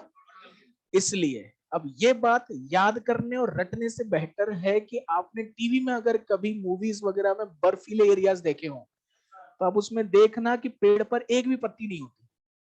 क्यों नहीं होती? क्योंकि ऑटम के जस्ट बाद में, ऑटम के जस्ट बाद में पेड़ पर एक भी पत्ती नहीं है और स्नोफॉल हो रखा है। अरे हाँ कि ना? विंटर बीतने के बाद स्प्रिंग आता है, राइट? नई लीव्स आती हैं, that is a spring season. Summer में वापस से फ्लावरिंग फ्रूटिंग होता है, लाइफ स्पैन कंप्लीट होता है। ऑटम के दौरान फिर से लीव्स की शेडिंग हो जाती है। अरे बोलो यार, 4 सीजन देखने किधर? टेम्परेरी। अगर लीव शेडिंग टेम्परेट की देखनी है तो ऑटम में, लीफ या फ्लावरिंग ब्लॉसमिंग ब्लूमिंग देखना है तो स्प्रिंग एंड समर। अरे बोलो यार, अगर मैं ट्रॉपिकल एरियाज की बात करूं तो ट्रॉपिकल एरियाज में ऑटम नहीं है, हेलो, स्प्रिंग नहीं है, केवल कौन है? समर एंड विंटर है। क्लियर? अगर आपसे पूछा जाए कि ट्रॉपिकल डेसिडुअस फॉरेस्ट क्या होगा? ऐसा फॉरेस्ट जहां पर लीव्स की शेडिंग किसी पर्टिकुलर सीजन में हो रही होगी। हम जानते हैं कि सीजन है केवल 2, इसलिए जब भी ट्रॉपिकल डेसिडुअस फॉरेस्ट में लीव्स की शेडिंग बताई जाती है बताते हैं बिफोर समर। क्या बताते हैं? समर के पहले, राइट? भाई साहब एग्जामिनर को पता है कि एलन वाले रटा के भेजेंगे, कि एलन वाले रटा रटा के भेजेंगे। मॉड्यूल में भी छाप रखा है कि लीव्स की शेडिंग कब हो रही है? बिफोर समर हो रही है। कब हो रही है? बिफोर समर हो रही है। तो वो ऑप्शन में before summer, after summer, before winter, after winter ऐसे कुछ लिखकर नहीं देता। वो आपको ऑटम विंटर स्प्रिंग और समर लिखकर देता है, और उस समय पर हम कंफ्यूज हो जाते हैं कि आंसर लगाना क्या है। Before summer. इसलिए आपने कई जगह पर यह बात पढ़ी होगी कि टेम्परेट एरियाज में लीव्स की शेडिंग ऑटम में होती है और ट्रॉपिकल एरियाज में स्प्रिंग में होती है। अरे बात समझ में आई? लेकिन अगर एक्चुअल में कहा जाए तो कब होती? Before summer. आ गई बात समझ में?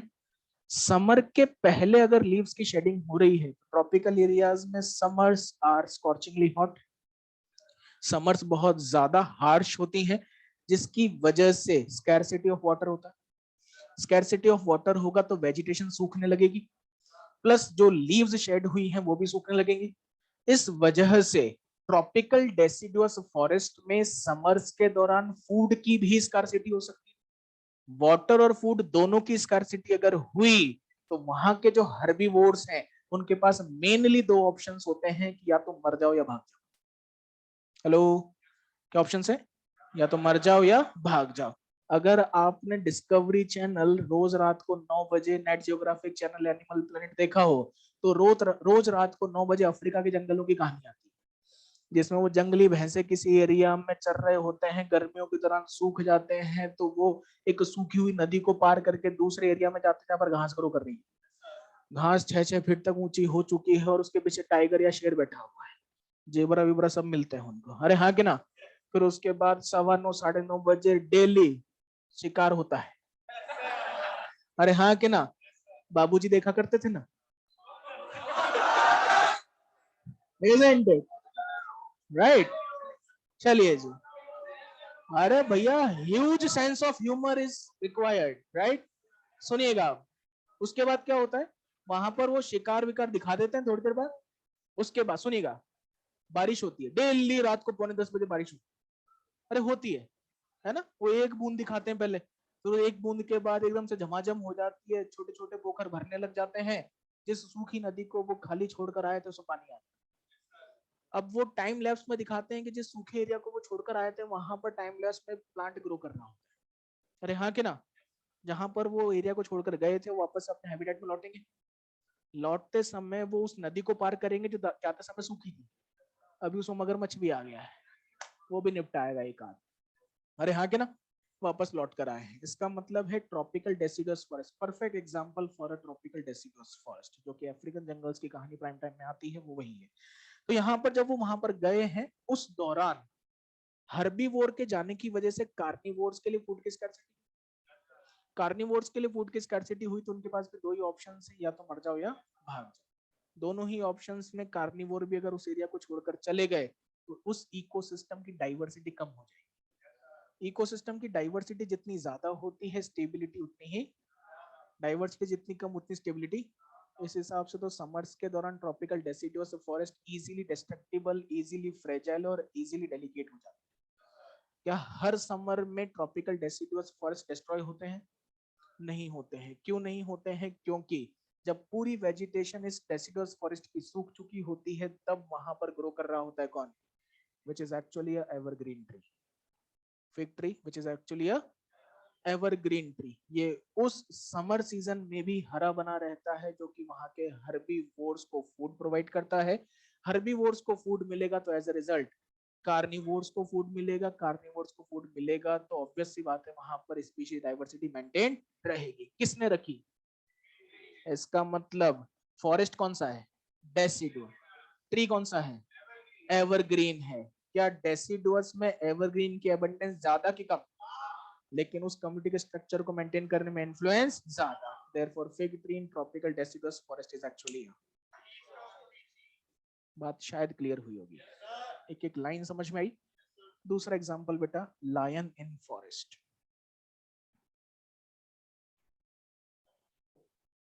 अगला एग्जांपल क्या है बच्चों? Lion in forest is also a keystone species. अब लायन इन फॉरेस्ट एक कीस्टोन स्पीशीज है कैसे? अगर मैं यहां पर एग्जांपल की बात करूं तो एक फॉरेस्ट इकोसिस्टम में प्लांट्स के ऊपर हर्बीवोर्स फीड कर सकते हैं और हर्बीवोर्स के ऊपर कार्निवोर। कार्निवोर के फॉर्म में मैं 1 मिनट में क्लास बंद करके चला जाऊंगा यहां से। अब अगर आवाज आई तो, और जितना पढ़ाना है वो कंप्लीट मांगूंगा। प्लांट्स हैं, प्लांट्स पर कौन फीड कर रहे हैं? हर्बीवोर पर कौन? कार्निवोर में टॉप कंज्यूमर कौन? अब यहां पर मान लेते हैं कि प्लांट पूरी वेजिटेशन है, बोले तो surface dweller, herb, undershrub, shrub और ट्रीज। ठीक, उन पर जो हर्बीवोर फीड कर रहे हैं in general cat, sorry rabbit, deer और काउ, ये 3 स्पीशीज हमने यहाँ पर बता दी। तीनों फीड कर रहे हैं और इनके ऊपर फीड कर रहा है कौन? लायन। ठीक है, एक सिंपलेस्ट फॉर्म में मान रहे हैं, वरना यहाँ पर तो फूड वेब के अंदर और भी कार्निवोर्स हो सकते हैं। ठीक है भैया। अब यहाँ पर मैंने क्या किया, इस लायन को सिनेरियो से हटा दिया। किसको हटाया? जैसे ही लायन को हटाऊंगा वैसे ही हर्बीवोर के ऊपर से प्रीडेटर चेक खत्म हो गया। जैसे इनके ऊपर से प्रीडेटर चेक खत्म होगा वैसे ही इनका नंबर तेजी से बढ़ेगा।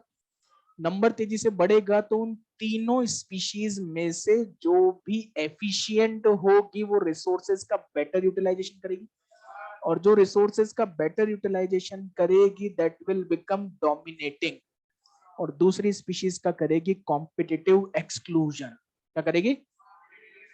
मतलब वो एक स्पीशीज दूसरी स्पीशीज को मारकर भगा देगी। अब मान लीजिए वहां पर एक ही स्पीशीज के इंडिविजुअल्स बचे तो वो इन प्लांट्स के ऊपर और ज्यादा ओवर फीडिंग या ओवर एक्सप्लॉइटेशन शुरू करेंगे, जिसकी वजह से एक समय ऐसा आएगा जबकि यहाँ की वेजिटेशन भी कंप्लीटली रप्चर या डिस्ट्रॉय हो जाएगी। अगर वेजिटेशन भी खत्म हो गई तो क्या ये हर्बीवोर सरवाइव कर पाएंगे? डाइवर्सिटी लगातार कम हो रही है, वेजिटेशन खत्म हो रही है, तो इकोसिस्टम अल्टीमेटली क्या हो जाएगा? कब हुआ ऐसा? जब लायन को हटाया। कब हुआ ऐसा? जब, अगर लायन यहाँ सिनेरियो में होता तो ये इन तीनों की पॉपुलेशंस को कंट्रोल में रखता। अगर तीनों की पॉपुलेशन कंट्रोल रहती तो तीनों के बीच में कंपटीशन की इंटेंसिटी कम होती। कंपटीशन की इंटेंसिटी कम होती तो तीनों स्पीशीज सरवाइव करती, और तीनों स्पीशीज सरवाइव करती तो इनका ओवर एक्सप्लोटेशन नहीं होता। किसको रखने पर? लायन को रखने पर। क्या ये कम्युनिटी के स्ट्रक्चर को मेंटेन करने में इंपॉर्टेंट रोल प्ले कर रहा है? इसका मतलब है lion is a keystone species which is less in abundance but high in influence. क्या यहां तक की कहानी क्लियर? अब मैंने यहाँ पर एबंडेंस में 2 टर्म्स यूज की हैं, एक टर्म यूज किया है नंबर और एक टर्म यूज किया है बायोमास। मुझे ये बताइए इन तीनों तरह के ऑर्गेनिजम्स में सबसे ज्यादा नंबर किसका? उससे कम? सबसे कम लायन या कार्निवोर का। इसका मतलब प्लांट का नंबर ज्यादा है। प्लांट का नंबर ज्यादा क्यों है? क्योंकि इनका प्रोजेनी जनरेशन ज्यादा है। क्या ज्यादा है? इसका मतलब इनमें प्रोजेनी जनरेट करने की कैपेसिटी ज्यादा है। Ability to generate progeny is known as biotic potential. Hello, ability to generate progeny is known as और बढ़िया अंग्रेजी में जमा जमा के लिखे तो हम कहते हैं maximum reproduction capacity under favourable conditions. क्या है biotic potential? Maximum reproduction capacity under favourable condition. कभी याद ना आए तो याद रखने का तरीका, पोटेंशियल का मतलब होता है कैपेसिटी, एबिलिटी या दम। क्या आप में एम्स दिल्ली जाने का पोटेंशियल है? इसका मतलब ये आपकी कैपेबिलिटी, एबिलिटी, एफिशिएंसी, आपका दम है। बायोटिक पोटेंशियल का मतलब क्या है? किसी भी बायोटा का अपने जैसा बायोटा जनरेट करने का दम, that is known as biotic potential. और मैक्सिमम रिप्रोडक्शन कैपेसिटी कब होगी? जब उसको फूड और स्पेस एबंडेंस में मिलेंगे। इसका मतलब कंडीशंस कैसी होंगी? Favourable. Maximum reproduction capacity under favourable conditions is known as biotic potential, and the term biotic potential is given by Chapman examination का question।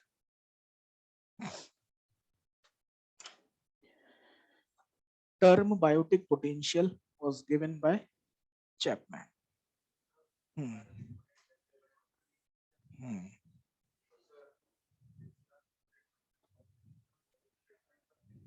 बाहर पूछ लेना अब ये सारी चीजें, ठीक है? चलिए, बायोटिक पोटेंशियल की कहानी समझ में आई? अरे बोलो यार। Biotic potential is maximum reproduction capacity under favourable condition. यही वजह है कि बायोटिक पोटेंशियल को रिप्रोडक्शन पोटेंशियल भी कहते हैं। क्या कहते हैं बेटा इसको? Reproduction potential. समझ में आ गई बात? अरे बोलो यार। अब मुझे ये बताइए, ऑर्गेनिज्म जितना लेस डेवलप्ड होता है उसका बायोटिक पोटेंशियल उतना, इसलिए मैंने पहले पूछा था कि किसका नंबर ज्यादा है। उससे कम, सबसे कम। तो ऑर्गेनिज्म जितना लेस डेवलप्ड होगा टेक्सोनॉमिकली, उसका बायोटिक पोटेंशियल उतना ज्यादा होगा। क्यों ज्यादा होगा? क्योंकि डेवलप्ड ऑर्गेनिज्म की अडेप्टेबिलिटी ज्यादा होती है। वो कम प्रोजेनी जनरेट करने करके भी सर्वाइवल इंश्योर कर सकता है। अरे बोलो यार। लेकिन लोअर ऑर्गेनिज्म में सर्वाइवल को इंश्योर करने के लिए मैक्सिमम प्रोजेनी जनरेट की जाती है कि अगर कुछ निपट भी जाए तो कोई तो बचेगा। अरे आ गई बात समझ में? तो व्हाट इज बायोटिक पोटेंशियल?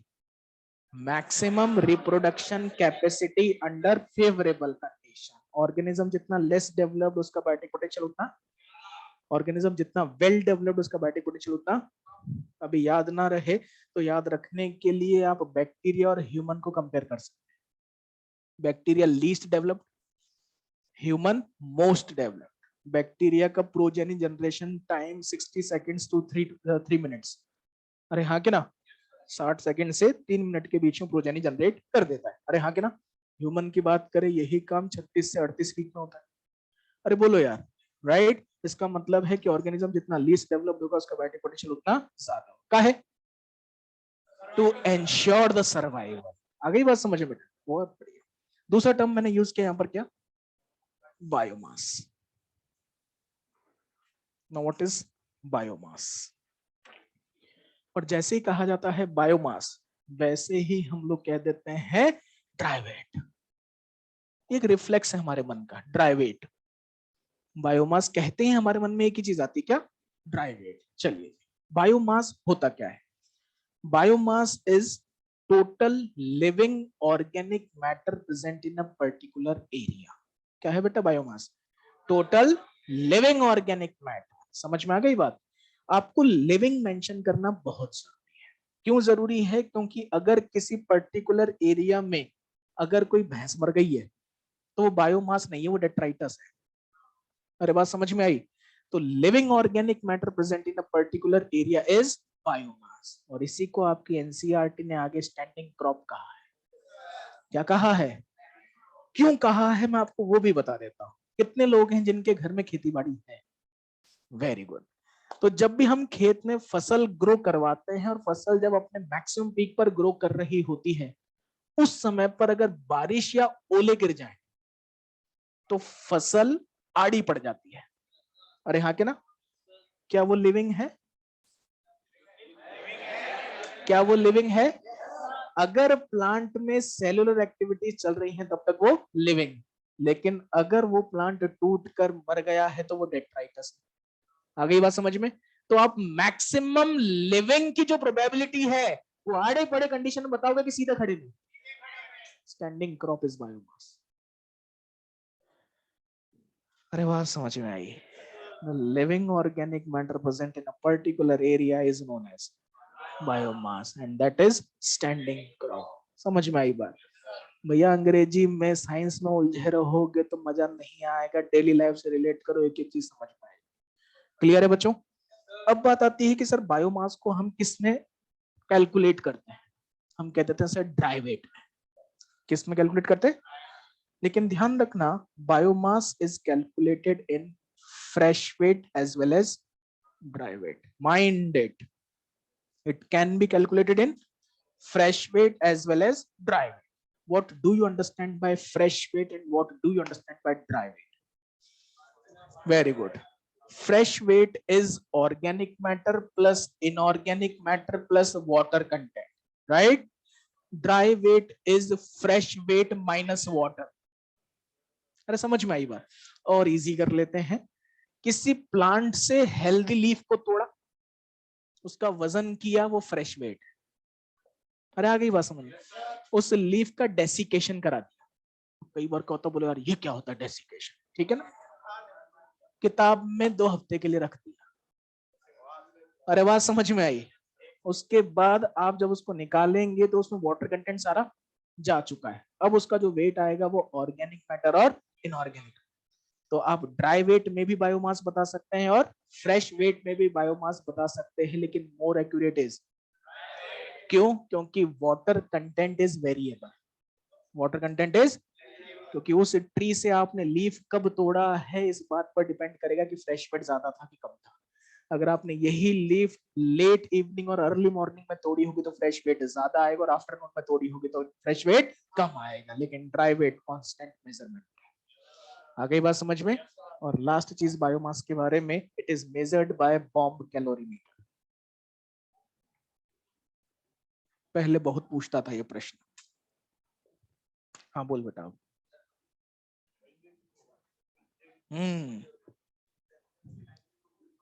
हाँ करेगा ना, लेकिन आपने जब तोड़ लिया है या जिस समय, एक दिन में फ्लक्चुएट तो नहीं कर जाएगा पूरा। अगर आप फ्रेश वेट किसी हेल्दी लीफ की बात कर रहे हैं, मैंने एग्जांपल ही किसका लिया है? हेल्दी लीफ का। सेनेसेंस में तो क्या हो रहा है? Most of the cells have been going through apoptosis, और जो एपोप्टोटिक हो चुकी है उसको हम लोग बायोमास में कैसे लेंगे? राइट? चलिए सुनिएगा। तो इसको किससे मेजर करते बेटा? Bomb calorimeters. यहां तक की कहानी क्लियर?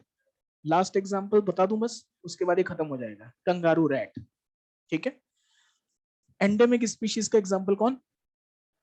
कंगारू रैट इन डेजर्ट्स। तो यहां पर मैं आपको कुछ चीजें क्लियर कर देना चाहता हूं। दुनिया का हर कंगारू रैट कीस्टोन नहीं है। हेलो? कुछ भ्रांतियां हैं मन में, वो क्लियर कर लीजिए। राइट? कंगारू रैट जो दुनिया में हर डेजर्ट में पाए जा रहे हैं वो वहां के कीस्टोन हो जरूरी नहीं है। सेकेंड चीज, तो फिर सर कौन कीस्टोन है? Kangaroo rat in North American desserts.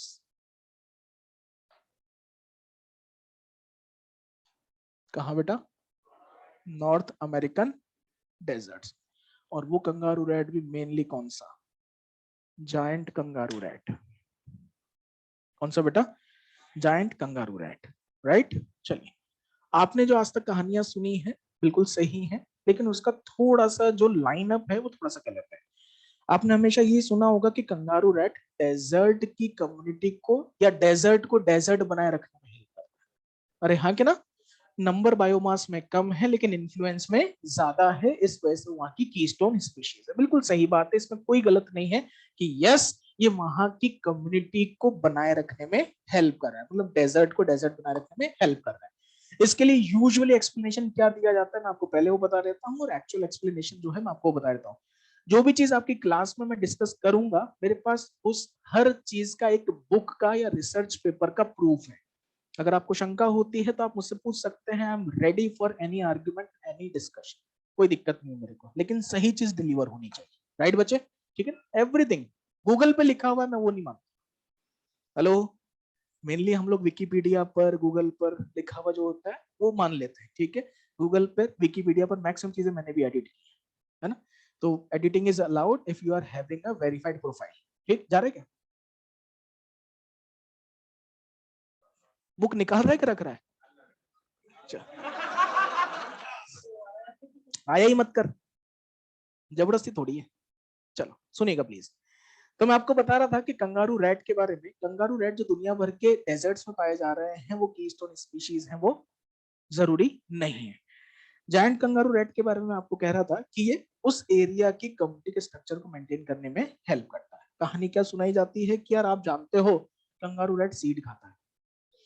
Dispersing seed desert में आए, अगर कंगारू रैट उनको नहीं खाएगा तो वो डेजर्ट में सीड मैच्योर या जर्मिनेट होगा, जो कि लॉन्ग टर्म में जाकर एक फॉरेस्ट इकोसिस्टम का फॉर्मेशन कर सकता है और डेजर्ट की कम्युनिटी डिस्ट्रॉय हो सकती है। लेकिन कंगारू रैट उस सीड को खा जाता है, जिसकी वजह से डेजर्ट डेजर्ट बनने में हेल्प कर रहा है। हेलो, कौन? Kangaroo rat. समझ में आ गई बात? हम खुश हो जाते, बोले और सही चीज बता दी। अरे हाँ कि ना। मैं इस बात को एक ही स्टेटमेंट में धराशाही कर सकता हूं, और वो स्टेटमेंट ये है, this means kangaroo rat is a obstruction in succession.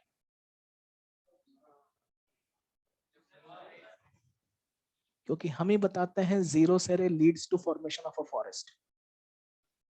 अरे जेरार्क कंडीशन फाइनल कम्युनिटी क्या बनाती है? फॉरेस्ट बनाती है। और कंगारू रैट अगर सीड खा रहा है तो वो क्या रोक रहा है?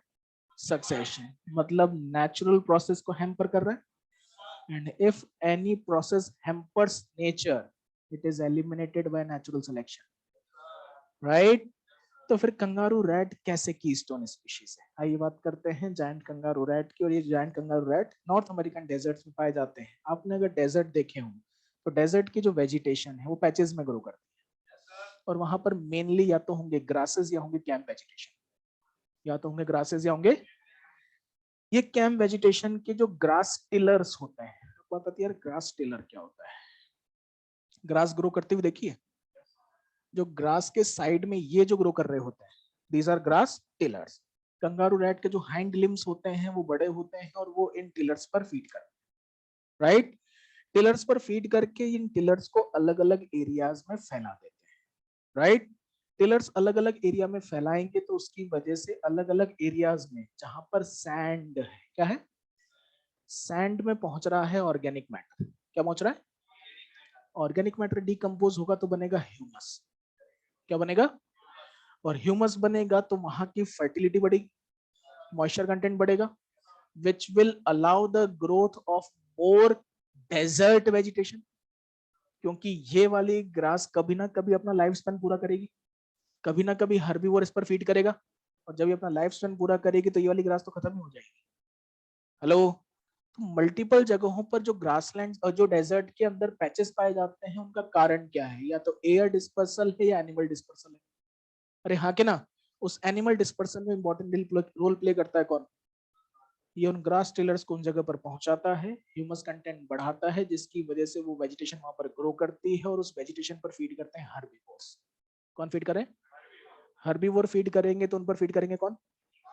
अगर ये ग्रासेस एक बार ग्रो करके खत्म हो जाए, वेजिटेशन खत्म हो जाए, तो क्या हर्बीवोर की फीडिंग के लिए कुछ बचेगा? हर्बीवोर खत्म हो गए तो कार्निवोर्स के लिए कुछ बचेगा? क्या community of desert will survive?